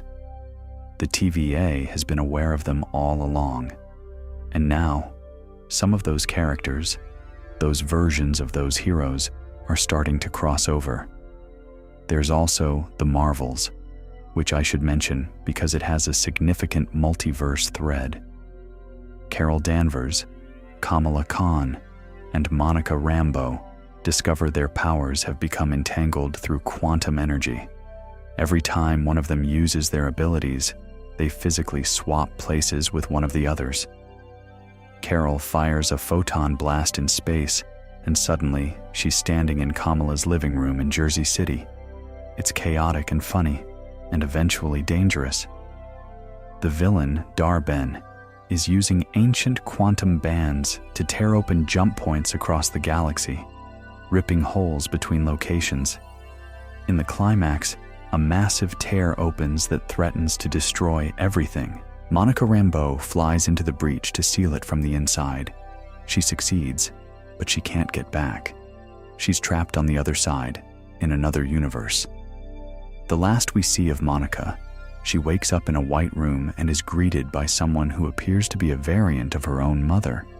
And standing nearby is a blue-furred man who looks very much like a version of Beast from the X-Men. Monica is somewhere else, somewhere across the multiverse, and she can't get home. That detail matters more than it might seem, because Monica's situation is one of the clearest examples of what happens when the multiverse becomes destabilized. People slip through. They end up in the wrong reality. And sometimes they can't get back. Monica Rambeau, a woman who could control the electromagnetic spectrum, who walked through the barrier of Wanda's hex and came out the other side with powers, who helped save the world alongside Captain Marvel and Ms. Marvel, is now stranded in an alternate dimension. Her story is unfinished. Her thread is dangling. And in a multiverse where everything connects, a dangling thread is never just a loose end. It's a fuse. There's something else worth discussing here, and it's a concept that the MCU has been quietly seeding for a while now. Incursions. An incursion happens when two universes collide, when the barrier between them gets too thin, when too many breaches have been opened, when too many people have crossed over and left holes behind them. The two realities start to push against each other, and if the incursion isn't stopped, both universes are destroyed. Both of them. Every person, every planet, every star in both realities. Gone. Doctor Strange learned about incursions on Earth 838 in Multiverse of Madness. The Illuminati told him that a version of Doctor Strange from their universe had caused an incursion through reckless use of the Darkhold. That Strange had used dreamwalking so carelessly that he destabilized the barrier between his universe and another one, and the collision destroyed the other universe entirely. An entire reality wiped out because one man used forbidden magic without understanding the consequences. The Illuminati were so terrified of this that they killed their own Doctor Strange. They executed him because they decided that any version of Strange was too dangerous to be left alive if there was even a chance he might cause another incursion. That's the level of threat we're talking about. Not a villain with a plan, not an army with weapons. A fundamental instability in the fabric of existence that could erase everything. Incursions are going to be central to the endgame of the Multiverse Saga. If Secret Wars follows the comics at all, it's going to involve incursions on a scale that makes anything we've seen before look minor. Entire universes crashing into each other, realities merging and collapsing and being reshaped into something new. And at the center of it, someone who claims they can stop it. Someone who says they can hold reality together if everyone just submits to their control. That someone, in the comics, is Doom. And based on everything the MCU has been building, it's going to be Doom in the films too. One more thing before we move on. I want to mention the broader Avengers stories that were building the team that would eventually face the multiverse's biggest threats.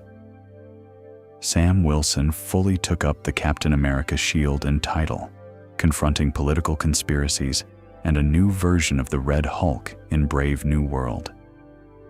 The world Sam inherited as Captain America was not the same world Steve Rogers left behind. It was messier, more divided, more suspicious of heroes. Sam had to prove himself not just as a fighter, but as a leader. And he did it the way Sam does everything, with patience and conviction, and the willingness to listen to people that others would dismiss. The Thunderbolts assembled too, a team of anti-heroes and morally complicated operatives including Yelena Belova, Bucky Barnes, John Walker, Red Guardian, Ghost, and Taskmaster. These were people who had done questionable things, people with blood on their hands, people the Avengers might not have trusted. But the multiverse doesn't care about your resume. When reality itself is under threat, you take the help you can get, and the Thunderbolts represent the MCU's acknowledgement that heroism doesn't always come in clean packages.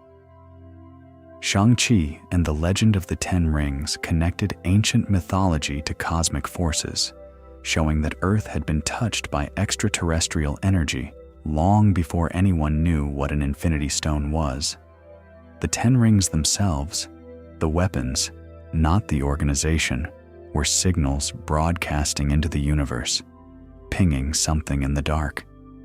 What they were calling to hasn't been fully revealed yet, but the implication is that Earth 616 is being noticed by forces beyond the multiverse, forces that exist on a scale even the cosmic entities we've discussed tonight might not be prepared for. Thor, in Love and Thunder, faced a god-killer named Gorr, who wielded a weapon called the Necrosword and wanted to murder every god in every pantheon because the gods had let his daughter die. Thor's journey through the Multiverse Saga has been one of transformation. He started as a warrior prince. He became a broken man drowning in beer and regret. He found purpose again, and then he found something he never expected: a daughter.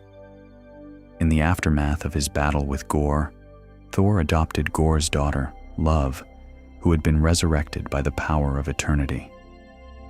Thor Odinson, the god of thunder, became a father, and fatherhood, it turns out, is the one thing that can make even a god humble. The Eternals, for their part, raised questions that the MCU hasn't fully answered yet. Celestials, cosmic beings of unimaginable size who plant seeds inside planets and let them gestate for millions of years, feeding on the energy of sentient life. One of these seeds was inside Earth. A celestial called Tiamut was growing in Earth's core, and if it had emerged, the planet would have been destroyed. The Eternals stopped it. They turned Tiamut to stone before it could fully hatch. But the questions that story raised about the nature of cosmic hierarchy, about who decides which civilizations live and which die to birth new gods, those questions are hanging in the air. And in a multiverse where every reality has its own celestials and its own cosmic hierarchies, the implications are staggering.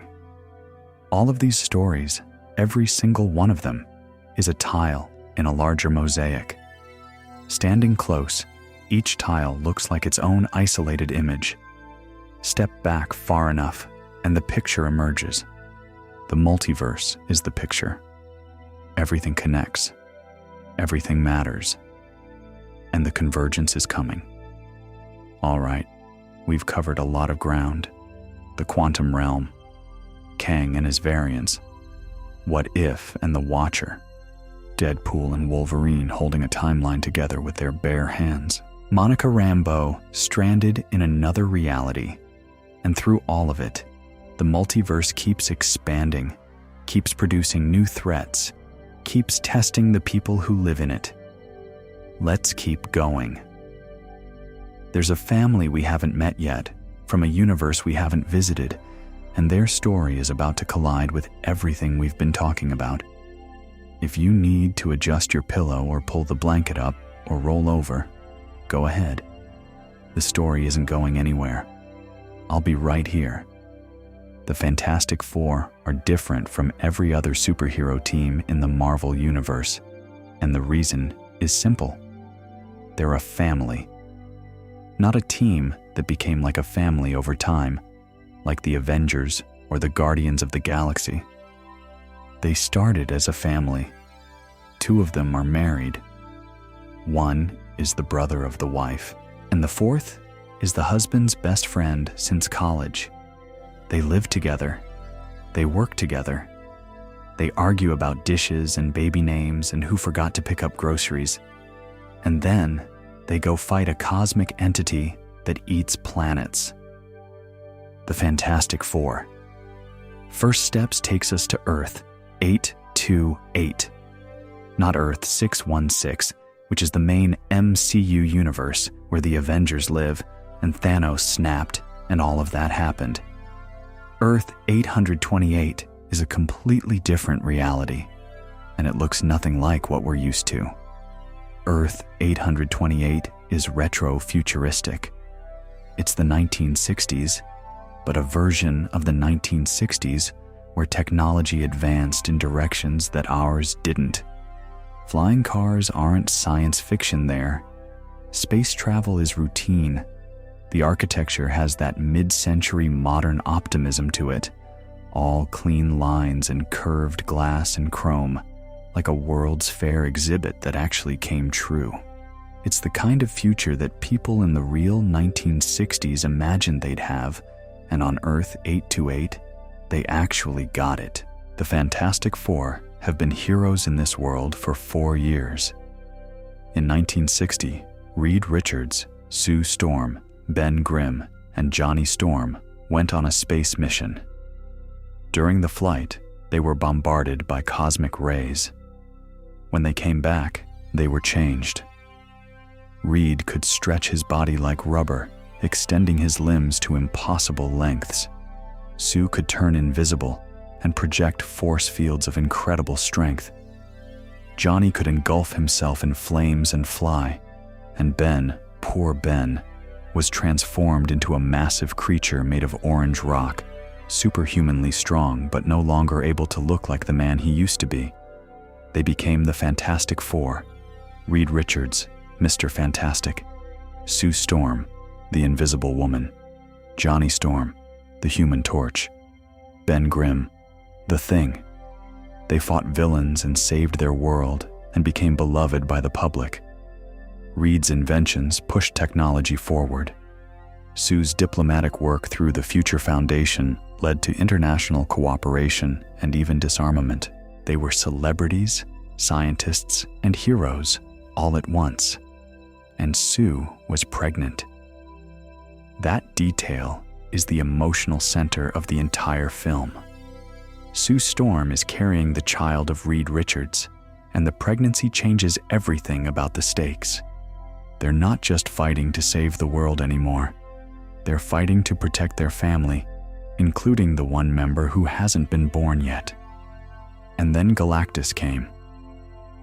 Galactus is a cosmic being of almost incomprehensible scale. He is ancient, older than the current universe. He doesn't destroy worlds out of malice. He consumes them because he has to. Hunger is his nature. He drifts through the cosmos, finds a world with enough energy to sustain him, and he drains it. The planet dies. Everything on it dies. And Galactus moves on, temporarily sated, until the hunger returns. His herald is the Silver Surfer, a being of shimmering cosmic energy who travels ahead of Galactus to find suitable worlds. The Silver Surfer in this version of the story is a woman named Shalabal from a planet called Zenla. When Galactus came to her world, Shalabal made a deal. She would serve as his herald, leading him to other worlds if he spared Zenla. Galactus agreed, and Shalabal was transformed into the Silver Surfer, her old identity buried under cosmic power and the cold logic of survival. She saves her own world by condemning others. The Silver Surfer arrives on Earth 828 and marks it for consumption. The Fantastic Four try to fight, try to negotiate, try everything. Galactus appears in the sky above their world, a figure so vast that his shadow covers entire cities. He speaks, and his voice comes from everywhere at once, not angry, not cruel, just stating facts the way a glacier states its intentions by moving forward. Galactus senses something, the unborn child. Franklin, Galactus can feel the power inside the baby, a cosmic potential so vast that it makes the Infinity Stones look like party tricks. In the comics, Franklin Richards grows up to be one of the most powerful beings in all of Marvel, capable of creating entire pocket universes with a thought. Galactus offers the Fantastic Four a deal. Give him Franklin, and he'll spare the Earth. The child's cosmic energy could end his hunger forever. They refuse. Of course they refuse. They're parents, or about to be, and no parent hands over their child to a monster, no matter how big that monster is. What follows is a desperate sequence of events. Sue goes into labor on Galactus's ship while the team is trying to escape. They flee in their own vessel, while the Silver Surfer chases them through space. Reed tells Ben to skim the edge of a black hole to lose the Surfer, and it works. Franklin is born in the ship above Earth, screaming and alive, and the Fantastic Four crash land back on their world with an angry god behind them and a newborn in their arms. Reed, in desperation, proposes a plan to build a network of teleportation bridges around the Earth that could transport Galactus to the edge of the universe. The whole world comes together to build them. Ordinary people, governments, scientists, everyone. For a brief moment, Earth 828 is united in a way it's never been before, and then the Silver Surfer returns and destroys the teleportation network. The final battle is on the streets of New York City. Galactus descends. The Fantastic Four fight him with everything they have, and it's not enough. Reed snatches Franklin from Galactus's grip mid-battle. Johnny, who has been learning the Silver Surfer's language throughout the film, manages to reach Shalabal on a personal level, reminding her of who she was before she became a herald, and Sue, using every ounce of her power, projects a force field so massive that it begins pushing Galactus toward the teleportation bridge. The strain is too much. Sue pours everything into the field, more than her body can sustain. She pushes Galactus into the bridge, and the Silver Surfer, having finally remembered her own humanity, pushes from the other side, sacrificing herself to complete the job. Galactus is teleported away. But Sue is dead. The effort killed her. The force of pushing a being that vast was more than any human body, even one augmented by cosmic rays, could survive. Reed is holding Franklin. Johnny is in shock. Ben is standing over Sue's body in silence. And then baby Franklin crawls over to his mother. He touches her, and his hands glow. Reality bends around him. The damage is undone. Sue opens her eyes. She's alive. Her baby, her newborn son, brought her back with power that nobody fully understands. Franklin Richards has the ability to reshape reality itself, and he's days old. The film ends with the family together. A year later, they're doing a television interview, arguing about how to install a car seat, being the beautifully dysfunctional family unit they've always been. It's warm. It's funny. It's hopeful in a way that a lot of MCU films haven't been in a while. And then the final scene. Sue is walking through a park with young Franklin when she notices him talking to someone, a man standing at the edge of the trees. He's wearing a green cloak with a hood pulled up. In his hands, he holds a metal mask. The camera doesn't show his face, but we know who it is. The green cloak, the metal mask, the quiet confidence of a man who has been watching and waiting. Dr. Doom. That one image, that brief moment of a mysterious figure approaching a child who can rewrite reality, connects the Fantastic Four's story to everything else in the Multiverse Saga. Doom is interested in Franklin Richards. Doom is interested in a child whose power is limitless, and whatever Doom is planning, it involves the Fantastic Four, their son, and the multiverse itself. Which brings us to the endgame, not the movie. The actual endgame of this entire multiverse story. Everything we've talked about tonight, from the Infinity Stones, to the time heist, to Loki's throne, to Wanda's grief, to Spider-Man's sacrifice, to the quantum realm, to Kang, to the Watcher, to Deadpool and Wolverine, to the Fantastic Four. All of it has been building toward two films, two Avengers films that are designed to be the conclusion of the Multiverse Saga, the same way Infinity War and Endgame were the conclusion of the Infinity Saga. The first is called Avengers Doomsday. The second is called Avengers Secret Wars. And together, they're going to bring every thread we've been tracing tonight together into one story. Avengers Doomsday is scheduled for December of 2026. The Russo brothers are directing, the same brothers who directed Infinity War and Endgame, and that alone tells you something about the scale of what they're attempting. The cast is enormous.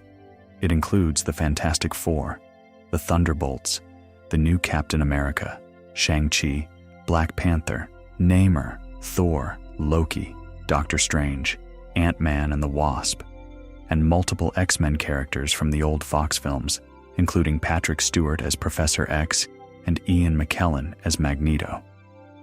This is the biggest crossover the MCU has ever attempted. Bigger than the first Avengers. Bigger than Endgame. Every corner of the multiverse sending its champions to face a single threat. That threat is Victor Von Doom. Dr. Doom. In the comics, Dr. Doom is one of the most complex villains Marvel has ever created.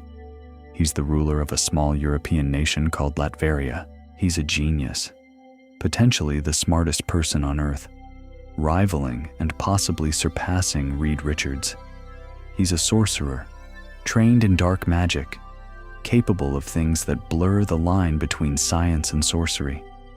He wears a suit of armor and a metal mask that he forged himself, and he never takes the mask off in public because his face was scarred in an accident that he blames on Reed Richards. Doom's philosophy is simple and terrifying. He believes that he is the only person capable of saving the world. He has looked into the future using both science and sorcery. And in every future he has examined, the only scenario where humanity survives and thrives is one where he is in control. Total control. Doom doesn't want to destroy the world. He wants to rule it because he genuinely believes he's the only one who can do it right. That's what makes Doom different from every villain the MCU has faced before. Thanos believed in a philosophy of balance and was willing to kill half the universe to achieve it. Kang wanted to conquer because conquest was in his nature. But Doom believes he's saving everyone. He believes his control is a gift. And the scariest part is, he might have a point. In the comics, there are storylines where Doom achieves his goal, where he takes control of everything, and things actually do get better. People are safer. Wars end. Problems get solved. The cost is freedom, but the result is survival. The MCU's version of Doom is coming from another universe. He's not Tony Stark. He's not a variant of anyone we've met before. He is Victor Von Doom, a man from another reality, and his motivations are deeply personal. There are indications that Doom's story involves a tragedy, an experiment that killed his family, and that he blames someone in the main MCU timeline for causing it. Some threads suggest the ripple effects of Steve Rogers' time travel. The choices made during the time heist sent shockwaves across the multiverse that caused damage in realities nobody was watching. If that's true, then Doom isn't just a villain.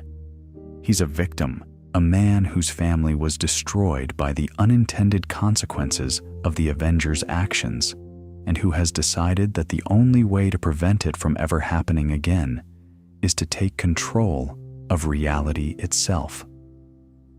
Avengers: Secret Wars, scheduled for December of 2027, is the true conclusion. In the comics, Secret Wars is one of the biggest events Marvel has ever published. It involves the collision and destruction of entire universes, a concept called incursions, where two realities smash into each other and only one can survive. The last survivors of the multiverse end up on a patchwork planet called Battleworld, ruled by Dr. Doom, who has absorbed the power of a cosmic entity and reshaped reality in his image. If the MCU follows that template, even loosely, Secret Wars could be the event that resets everything. The collision of realities, the merging of universes, characters from different timelines, different franchises, different versions of the MCU, all ending up in the same place. And at the center of it, Doom, holding it all together because he believes he's the only one who can. There's a poetry to that, if you think about it. The Multiverse Saga began with Loki sitting on a throne, holding infinite realities together out of love and sacrifice. It may end with Doom sitting on a different throne, holding infinite realities together out of arrogance and control. Two gods, two thrones, two very different answers to the same question. What does it take to hold everything together?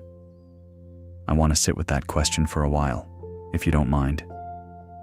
We've been walking through plot and timelines and cosmic events for a long time now, and I think we've earned a moment to just stop and think about what all of this means. Not what happens next, not which film comes after which, but what the MCU's multiverse story is really about. Underneath the superpowers and the visual effects and the credit scenes. Because I think the multiverse story, when you strip away the spectacle, is about the things that make us most human. And the three biggest themes running through every single story we've covered tonight are grief, identity, and the question of whether any one person has the right to control reality for everyone else. Let's start with grief, because grief is the engine that drives almost everything in the Multiverse Saga. WandaVision is the most obvious example.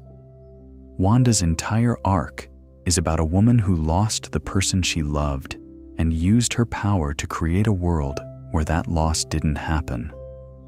She built a sitcom because sitcoms are safe. In a sitcom, problems get resolved in 30 minutes. Nobody dies permanently. The family is always together at the end of the episode.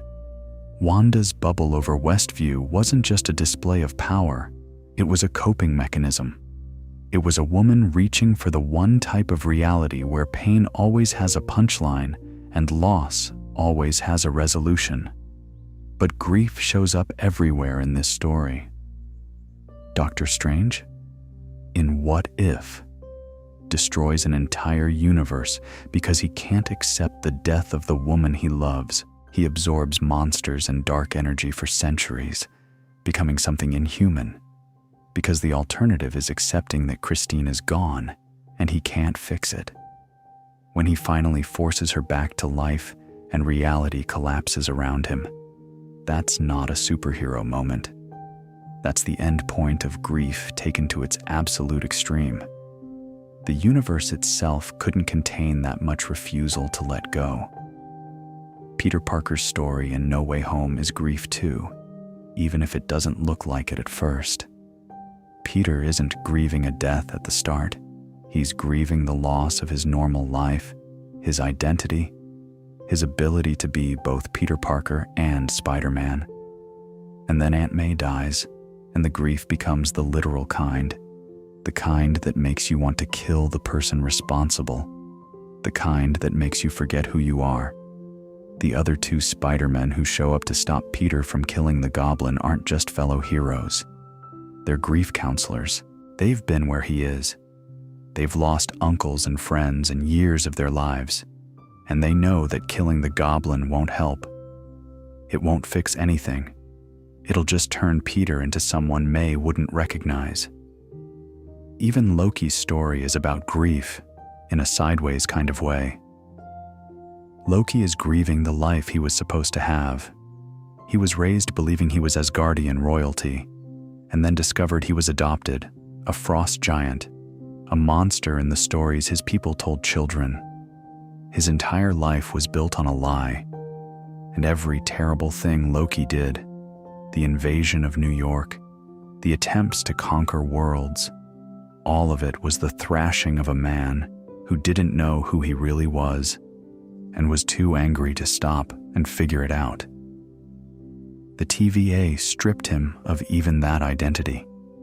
It showed him that his entire life, every choice he thought he was making freely, was scripted, predetermined, and the version of the future they had mapped for him ended with him dying with his brother's name on his lips. Loki saw his own death on a screen in a bureaucratic office, and something in him changed. The grief of seeing what he was supposed to become made him want to become something else. And then there's Thanos. We covered him briefly, but his grief is worth revisiting. Thanos threw Gamora off a cliff to get the Soul Stone. He murdered his own daughter. And when he sat in the ruins of his garden at the end of Infinity War, having snapped half the universe out of existence, he looked at a sunrise and he looked sad. Not triumphant. Sad. Because Thanos believed, truly and sincerely, that what he did was necessary. That the universe needed pruning the way a gardener prunes a plant, and the person he loved most in the world was the price of that conviction. The multiverse takes grief and amplifies it to cosmic proportions, because in a multiverse, loss isn't final in the way it would be in a single universe. Somewhere out there, across infinite realities, the person you lost is alive. The life you didn't get to live is being lived. The mistake you made was avoided. The multiverse is the ultimate what if, and the MCU keeps showing us that reaching for those alternate possibilities, trying to grab a version of happiness from a world that isn't yours, always costs more than it gives. Now, identity. This one is fascinating to me because the multiverse fundamentally challenges the concept of what makes a person who they are.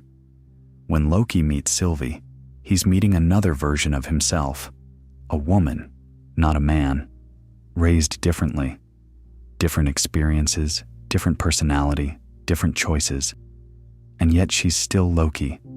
She has his cleverness, his stubbornness, his refusal to accept what the universe tells her she's supposed to be. Meeting Sylvie forces Loki to confront every assumption he's ever had about himself. If she's Loki and she's nothing like him in so many ways, then what does being Loki actually mean? Is he the sum of his choices, or is there something deeper, something that remains constant across every variant? Spider-Man No Way Home takes this further. 3 Peter Parkers standing together, and each one of them is defined by loss. One lost Uncle Ben, one lost Gwen Stacy, one lost Aunt May. Different people, different lives, different decades, but the same fundamental truth running through all 3 of them. With great power comes great responsibility, and the price of that responsibility is always paid by the people closest to you. The multiverse shows Peter that his pain isn't unique, it's universal. Every version of Spider-Man loses someone. The mask stays the same. the face underneath changes, but the tears are always real. Doctor Strange, meeting his Variance, confronts versions of himself who went further than he would. The Strange on Earth 838 used the Darkhold and became corrupted. Strange Supreme destroyed his entire universe. Our Strange, the one we've been following since 2016, sees what he could become if he pushes too hard, reaches too far, trusts himself too much. The multiverse shows Strange his own arrogance reflected back at him through a dozen different mirrors, each one cracked in a different way. And the Fantastic Four, as a team, are defined by the question of whether family is identity. Reed Richards is the smartest man in his world, but his identity isn't scientist, it's husband and father. Sue Storm is the most powerful member of the team, but her identity isn't hero, it's mother. When Galactus threatens their child, the cosmic stakes become personal stakes, because what the Fantastic Four are really fighting for isn't the planet, it's the family, and a family, unlike a planet, is something you can hold in your arms. The third theme, the biggest one, the one that ties everything together, is the question of control. Who gets to decide how reality works? Who has the right to hold the multiverse together, and at what cost? He who remains controlled reality for eons. He sat in his citadel and pruned every branch that didn't conform to his vision of how things should go. He decided which timelines got to exist and which ones didn't. He decided which versions of people were correct and which ones were variants to be erased. And he did it all in the name of preventing a worse outcome. The multiversal war was terrible, he said. The conquerors were monsters. The sacred timeline was the only way to prevent it all from happening again. But the sacred timeline was also a prison. Sylvie saw that clearly. Every person living on the sacred timeline was following a script they didn't write. Free will was an illusion. Choice was a lie. The TVA enforced compliance with violence, and the people who enforced it didn't even know they were slaves themselves. Their memories erased, their identities stolen, their entire existence in service to one man's idea of how reality should work. Loki's sacrifice at the end of Loki Season 2 is a different kind of control. Loki doesn't prune timelines. He doesn't erase branches. He holds them all. Every timeline gets to exist. Every choice gets to play out.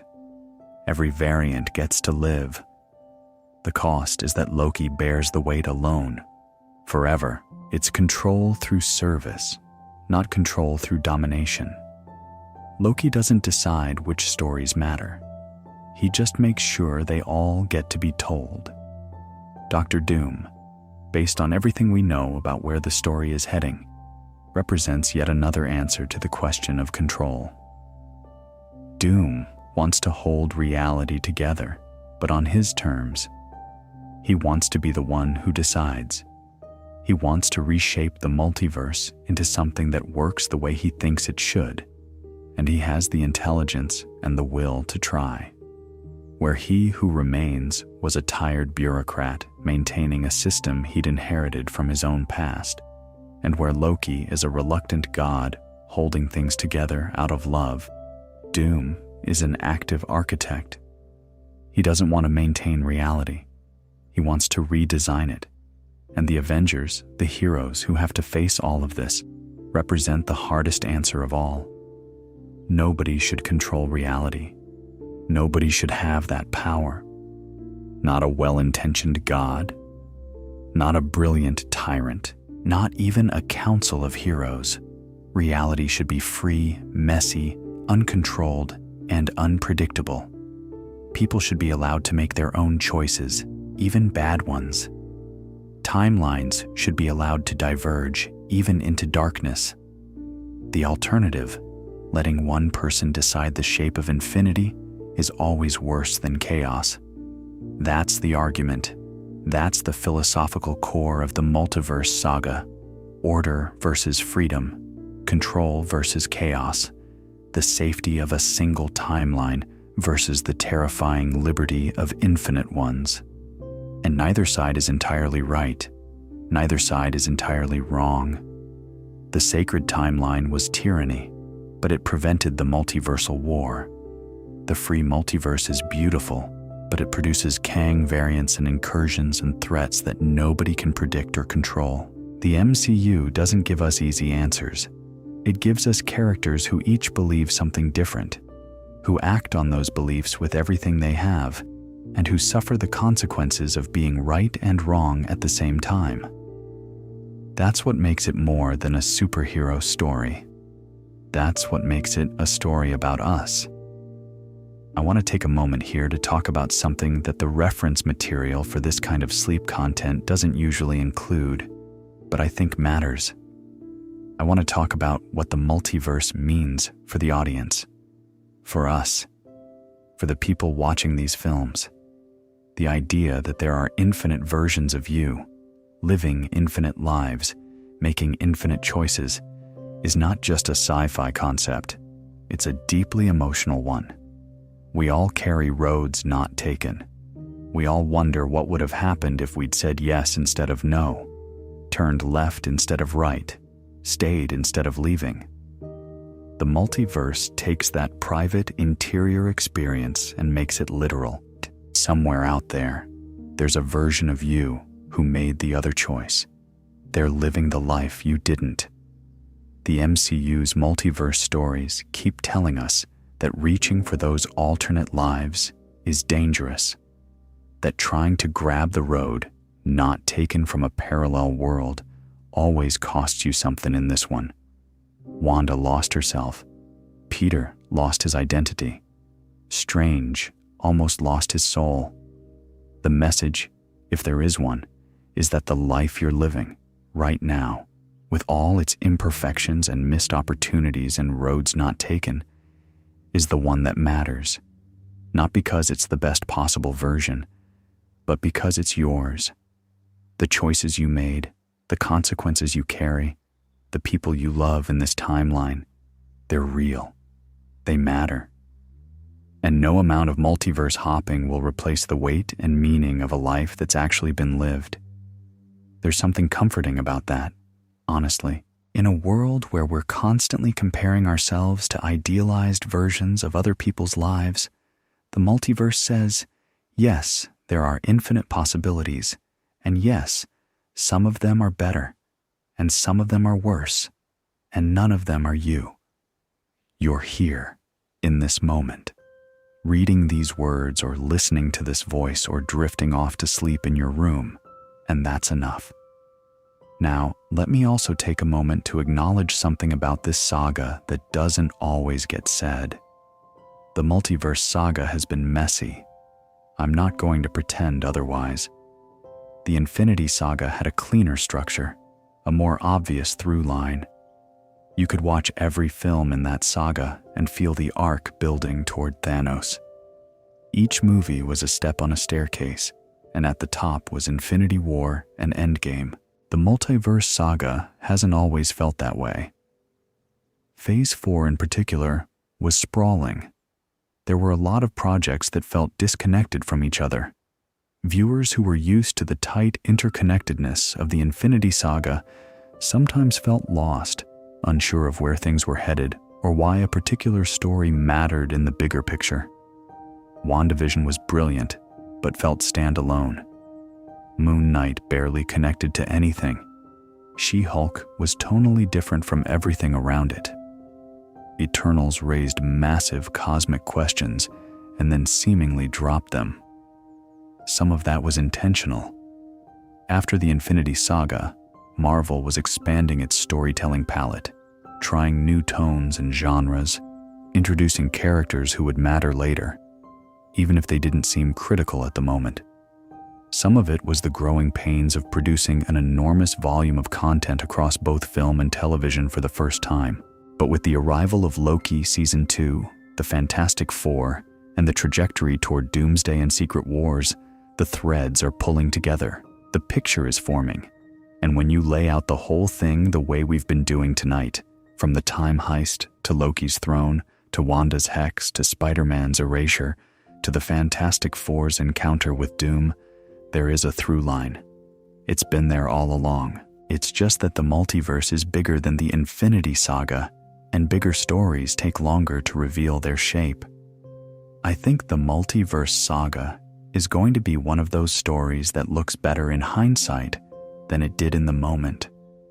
When Doomsday and Secret Wars bring everything together, when we can finally see the full picture, I think people will go back and re-watch WandaVision and Loki and No Way Home and What If and see the connections they missed the first time. I think the arc will be there. It just took the multiverse a little longer to show us its hand. All right, we're reaching the end now. I've been talking for a while, and whether you've been with me the whole time or you've been drifting in and out, I want to close this the way we started. Gently, slowly, with a little bit of warmth. Let me walk us through the key moments one more time. Not the whole story again, just the images, the moments that stick. The Tesseract sliding across the floor and landing at Loki's feet. His grin as he picks it up. The flash of blue light as he vanishes, and the timeline starts to crack. Wanda standing in an empty lot in New Jersey, her power erupting outward, creating a world where Vision is alive and her children exist, and everything is a sitcom with a laugh track and a happy ending. 3 Spider-Men standing on scaffolding in the rain, electrified webs stretching between their fingers, working together to cure the villains that each of them has spent their lives fighting. And afterward, Peter Parker walking through a city that doesn't remember his name. He who remains, sitting in his citadel, offering a choice that is really no choice at all. Maintain the prison, or break it open and face whatever comes. Sylvie's sword going in, his smile as he falls. Loki walking into the loom, grabbing the dying timelines with his bare hands, sitting on the throne at the end of time, holding everything together, his eyes glowing with the weight of infinity, alone in a silence that will last forever. Doctor Strange using the Darkhold to possess the corpse of another version of himself. A zombie Strange with a cloak made of trapped souls, fighting Wanda on top of a mountain while reality tears itself apart around them. Galactus descending on Earth 828, a shadow that covers the sky, and a pregnant woman in a blue uniform saying no. Not my child, not today, not ever. A man in a green cloak holding a metal mask, approaching a little boy whose power can reshape the fabric of existence. And behind all of it, underneath all of it, the steady hum of infinite timelines growing outward in every direction, held together by one person who chose to carry the weight so that everyone else could be free. That's the story so far. The MCU's multiverse. From 6 stones to infinite branches. From a single timeline controlled by a lonely god to a multiverse held together by a different kind of god, one who chose sacrifice over control, service over power, silence over glory. The story isn't over. Doomsday is coming. Secret Wars is coming. The multiverse is vast and growing and full of things we haven't seen yet, threats we haven't imagined, heroes we haven't met, versions of stories we thought we knew told in ways we never expected. The next few years of MCU films are going to be the culmination of everything we've talked about tonight. Every seed planted in WandaVision, every rule established in Loki, every crack opened in No Way Home, every thread woven through Deadpool and Wolverine, and the Fantastic Four and all the rest, all of it is converging. But that's for another night. Tonight, we've done enough. We've traced the whole arc of the multiverse, from its first flickering appearance to the edge of where the story stands right now. And wherever it goes next, wherever Doom leads, and the Avengers follow, and the multiverse bends and breaks and rebuilds itself, the foundation is here. You know the story. You've walked through it from beginning to end. Before we close out, I want to do something. I want to go through the people whose stories have defined this saga. Not all of them, because there are too many, but the ones who carry the weight of the multiverse on their shoulders, the ones whose choices and sacrifices and failures shaped every branch of this infinite tree. Because stories aren't really about timelines and cosmic events. They're about people. And the people in this story deserve a moment. Loki, the god of mischief, the man who grew up believing he was the prince of Asgard and discovered he was a stolen child, a frost giant, a monster in the fairy tales his people told. Every terrible thing Loki ever did can be traced back to that wound.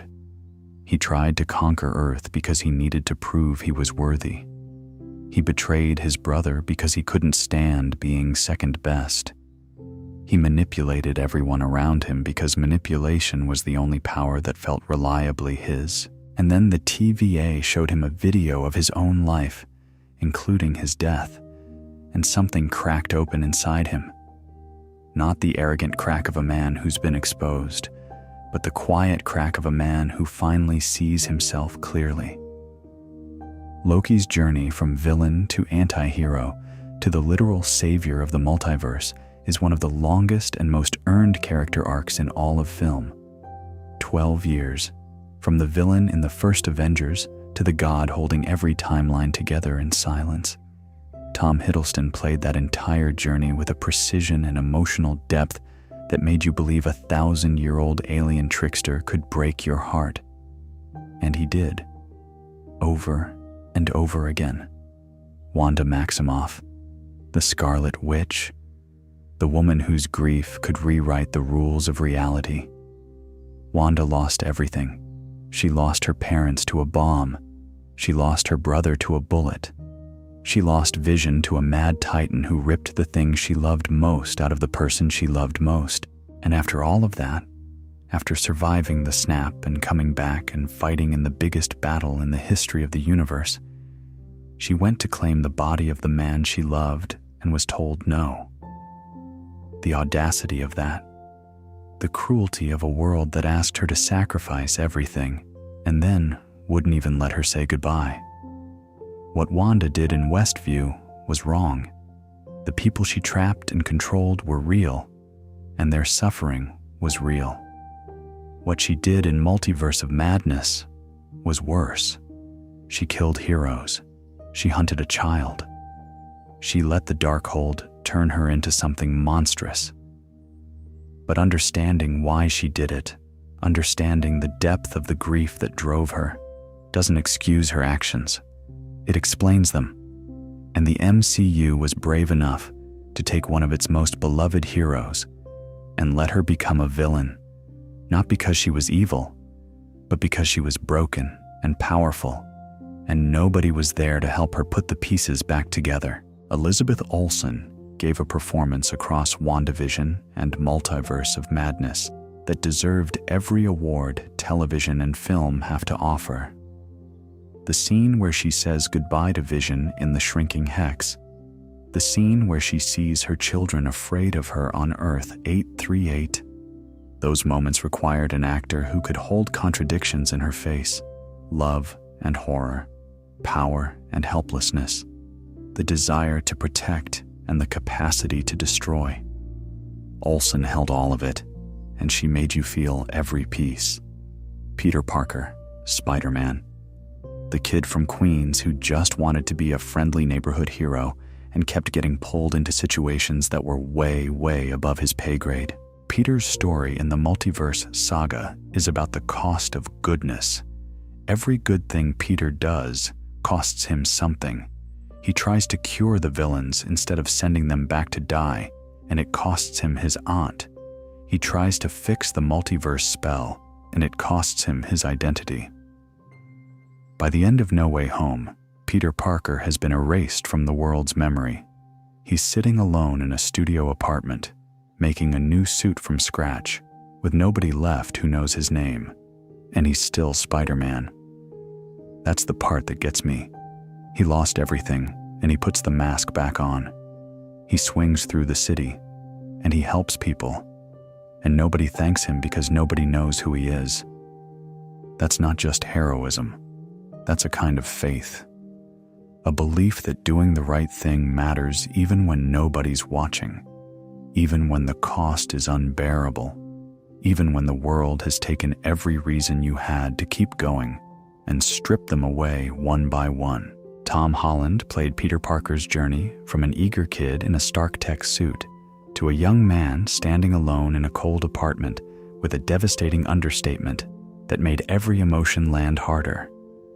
The scene where he almost kills the Goblin, where Tobey Maguire's Spider-Man catches his arm and stops him, is an acting moment that works because Holland shows you the exact second where grief almost wins, where the Peter Parker we know almost becomes someone else. The fact that he doesn't, that he chooses mercy even after losing May, is the whole point of Spider-Man. It always has been. Stephen Strange, Doctor Strange, the arrogant surgeon who found magic and never quite lost the arrogance. Strange is the MCU's most interesting control freak. He needs to be the smartest person in the room. He needs to have the answer. He needs to fix the problem himself. And the multiverse keeps showing him versions of himself who took that need too far. Strange Supreme, who destroyed a universe trying to fix one death. The Strange on Earth 838, who used the Darkhold and became something dark. The zombie Strange whose corpse our Strange had to animate to fight Wanda. Every variant of Doctor Strange is a warning about what happens when brilliance meets hubris and nobody's there to say stop. Benedict Cumberbatch has played Strange as a man who is slowly, painfully learning humility.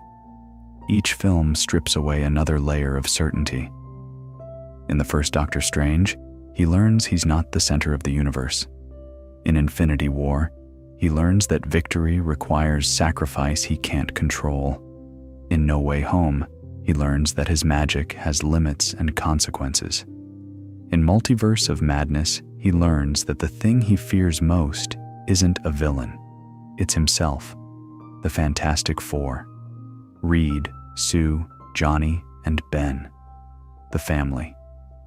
We've only had one film with them so far, but what a foundation it laid. Reed Richards is the man who can solve any problem except the ones that live inside his own heart.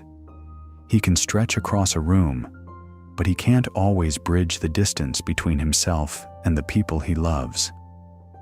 Sue Storm is the invisible woman. And there's an irony there that the films are smart enough to notice. She makes herself invisible. And she's the most powerful member of the team. She's the one who pushes Galactus into the void. She's the one who dies and is brought back. She's the center around which the family orbits. Johnny Storm is fire and recklessness and the kind of bravery that comes from not thinking too hard about consequences. And Ben Grimm is the Rock, literally and figuratively, the loyal friend who lost his human appearance and gained something harder to define. A kind of permanence, a kind of steadiness that the rest of the team leans on when everything else is shaking. What makes the Fantastic Four different from the Avengers is that their power comes from their connection to each other. The Avengers are individuals who team up. The Fantastic Four are a unit. They don't function apart. Their dynamics, the arguments between Reed and Sue, the sibling rivalry between Sue and Johnny, the gruff affection between Ben and everyone else, that's the source of their strength. When Galactus looked at them and saw a family, he made the mistake that every villain makes when facing the Fantastic Four. He underestimated what people will do when the thing they're protecting isn't a city or a planet, but the person sleeping in the crib next to them. And then there's Doctor Doom. We haven't truly met him yet in the MCU. We've seen the green cloak, we've seen the metal mask, we've seen the shadow of his arrival. But based on everything Marvel has built and everything we know from the comics, Doom may be the most important character in the next chapter of the MCU. Victor Von Doom is the rare villain who doesn't think he's the villain. He thinks he's the only person brave enough to do what needs to be done. He looks at the chaos of the multiverse, at the infinite branching timelines and the threats they produce and the suffering they contain, and he sees a problem that has a solution. Him. He is the solution. His intellect, his will, his control. If everyone would just let him handle it, everything would be fine. The tragedy of Doom is that he's partially right. That's what makes him compelling. He's not delusional. He's not crazy. He's looked at the data, run the simulations, consulted the mystic arts, and arrived at a conclusion that is, by several metrics, correct. A multiverse under his control would be more stable. Fewer people would die in random incursions and timeline collapses. The chaos would end, but the price would be freedom. The price would be the right of every person in every timeline to make their own choices and face their own consequences. And that price is too high. It has to be too high. Even if the alternative is messier and more dangerous and full of risks that nobody can predict. That's the argument the next two Avengers films are going to make. And it's going to be the biggest argument the MCU has ever staged. Not just physically, with armies and superpowers and cosmic events. Philosophically, Doom and the Avengers are going to have the same debate that He Who Remains had with Loki and Sylvie. The same debate that the TVA has been having with itself since the beginning. Is freedom worth the risk? Is chaos better than control? Is it better to live in an imperfect multiverse where anyone can make any choice, or a perfect prison where every timeline follows a script? The Multiverse Saga began with that question. It's going to end with that question. And the answer, whatever it turns out to be, is going to define the next decade of the MCU. You know, one thing I keep thinking about as I reflect on all of this is how the MCU changed what a story can be. Before the MCU, the idea that you could tell a single continuous narrative across 30+ films spanning over a decade, involving hundreds of characters and multiple genres and an audience of billions of people, that would have sounded insane. It would have sounded like the kind of thing a studio executive draws on a whiteboard before everyone in the room politely suggests a different approach. But they did it. They actually did it. And the Multiverse Saga, for all its messiness and sprawl, is attempting something even more ambitious than the Infinity Saga. It's not just telling one story across many films. It's telling many stories across many realities and trying to make all of them matter, trying to make all of them connect, trying to show that the multiverse isn't just a gimmick or a licensing opportunity, but a genuine narrative framework for exploring what it means to be human in a world, or an infinite number of worlds, where nothing is certain. Whether they pull it off remains to be seen. Doomsday and Secret Wars will tell us, but the ambition alone is worth acknowledging. The sheer scale of what they're attempting, the complexity of the interconnections, the emotional weight of stories that span over a decade of real time, that's something new. We've never had a story quite like this before. And whether you love every chapter or find some of them frustrating, the fact that the story exists at all is remarkable. The MCU's multiverse taught us that there are infinite versions of every story, but there's only one version of this one, the one you just heard. The one that started with 6 stones and ended with infinite branches, and a man on a throne, and a family fighting a god, and a villain in a mask who thinks he can save everyone if they'd just let him. That's the story. That's the MCU's multiverse. I want to leave you with one last thought before the night takes over. Something that occurred to me while putting this whole thing together.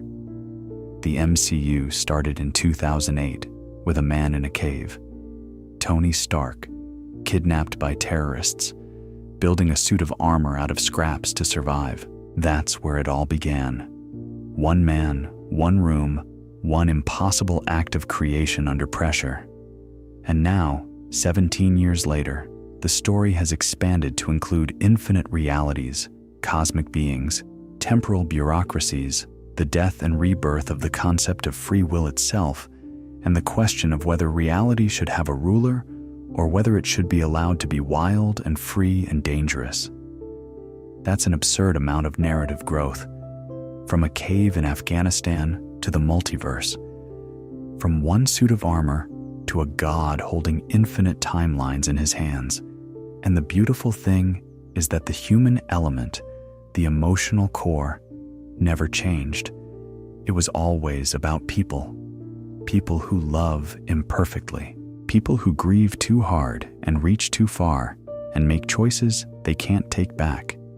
People who want to do the right thing and discover that the right thing is complicated, ambiguous, and costs more than they thought it would.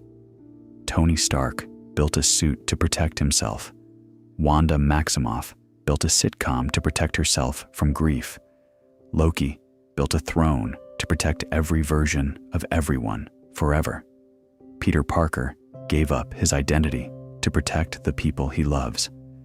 Reed Richards stretched across the cosmos to protect his family. They're all doing the same thing, in different ways, at different scales, reaching for safety, reaching for control, reaching for the ability to hold the people they care about close enough that nothing can take them away. And the multiverse keeps telling them the same thing. You can't control everything. You can't protect everyone. You can't hold on to every version of the life you wanted. But you can choose to be present.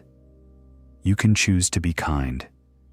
You can choose to carry the weight when it's your turn to carry it, and to rest when it's your turn to rest. Right now, it's your turn to rest. The actors who brought these characters to life deserve a moment of acknowledgement too, even in passing. Robert Downey Jr., who made Tony Stark so real that his death felt like losing someone you actually knew.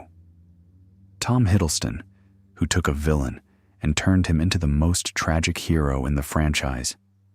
Elizabeth Olsen, who made Wanda's pain so visceral that you understood, even when you couldn't condone what she did. Tom Holland, who made Peter Parker's goodness feel genuine rather than naive. Benedict Cumberbatch, who played Strange's arrogance as a shield rather than a weapon.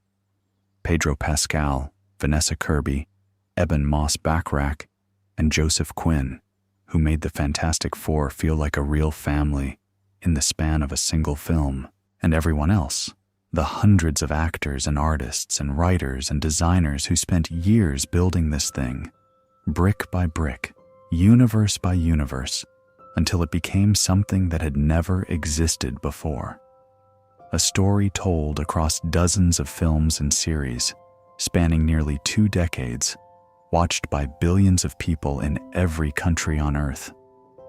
Whatever your feelings about any individual entry in the franchise, the collective achievement is staggering. And the people who made it happen showed up every day and did the work, and that matters. And now it's time to rest. The night is quiet.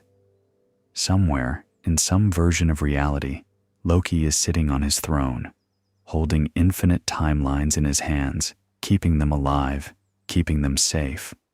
Somewhere, the Fantastic Four are arguing about a car seat. Somewhere, Peter Parker is swinging through a city that forgot him, still showing up, still helping, still carrying the weight of responsibility with nobody watching. Somewhere, across the multiverse, every version of every story you've ever loved is happening all at once. Every choice made, every road taken, every life lived, all of it, all at the same time. An infinity of stories, layered on top of each other, each one as real as the next. And you, right now, in this moment, in this timeline, in whatever room you're in, whatever bed you're lying in, whatever the clock says and whatever the weather is doing outside your window, you're here. Just one version of you, in one moment, in one story. And it's a good story. It's yours. So close your eyes if they're not already closed. Let the images fade. Let the names and the timelines and the cosmic entities settle into the back of your mind like the memory of a dream you'll half remember in the morning. You don't need to hold on to any of it. The multiverse is holding itself together tonight. You can let go. The heroes are home. The timelines are intact.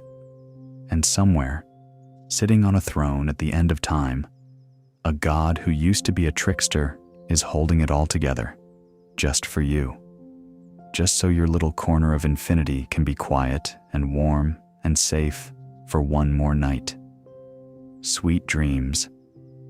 And I'll see you in the next one. Actually, one more thing. I almost forgot, and it feels important. Throughout this entire journey tonight, from the Infinity Stones to the multiverse to doom waiting in the shadows, there's been one recurring image that I keep coming back to. It's not a battle or a death or a cosmic event. It's a hand. Tony Stark reached out his hand to grab the stones in the final snap. Wanda reached out her hand to create vision from nothing. Loki reached out his hands to grab the dying timelines. Peter Parker reached out his hand to touch MJ's face one last time before she forgot him. Sue Storm reached out her hands to push Galactus into the void. And somewhere, in a park on Earth 828, a man in a green cloak is reaching out his hand toward a child whose power is limitless. Every pivotal moment in the MCU's multiverse story comes down to someone reaching for power, reaching for the people they love, reaching for a version of reality that doesn't hurt so much, reaching for control or for freedom or for one more second with the person they're about to lose. And every time someone reaches, the multiverse responds. It bends, it breaks, it branches, it creates new realities and destroys old ones. The multiverse is, in a way, a mirror of the reaching itself. It's the accumulated weight of every choice every person has ever made, reflected outward into infinite dimensions. Every time you reach for something, somewhere a new branch forms. A new universe springs into being. A new version of you begins a life you'll never know about. That's the real magic of this story. Not the Infinity Stones or the sorcery or the cosmic beings. The magic is the reaching. The human refusal to accept things as they are. The stubborn, beautiful, sometimes destructive insistence that things could be different.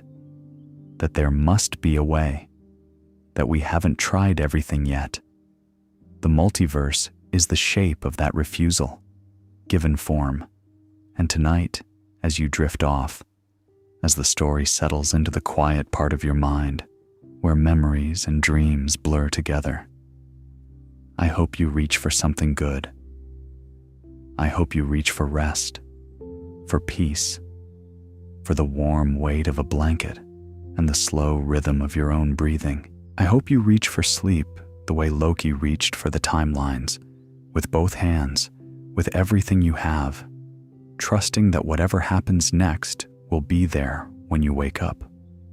The multiverse will be here in the morning. The stories will keep going.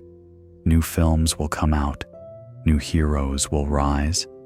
New threats will emerge from the spaces between realities, and you'll be there to see them.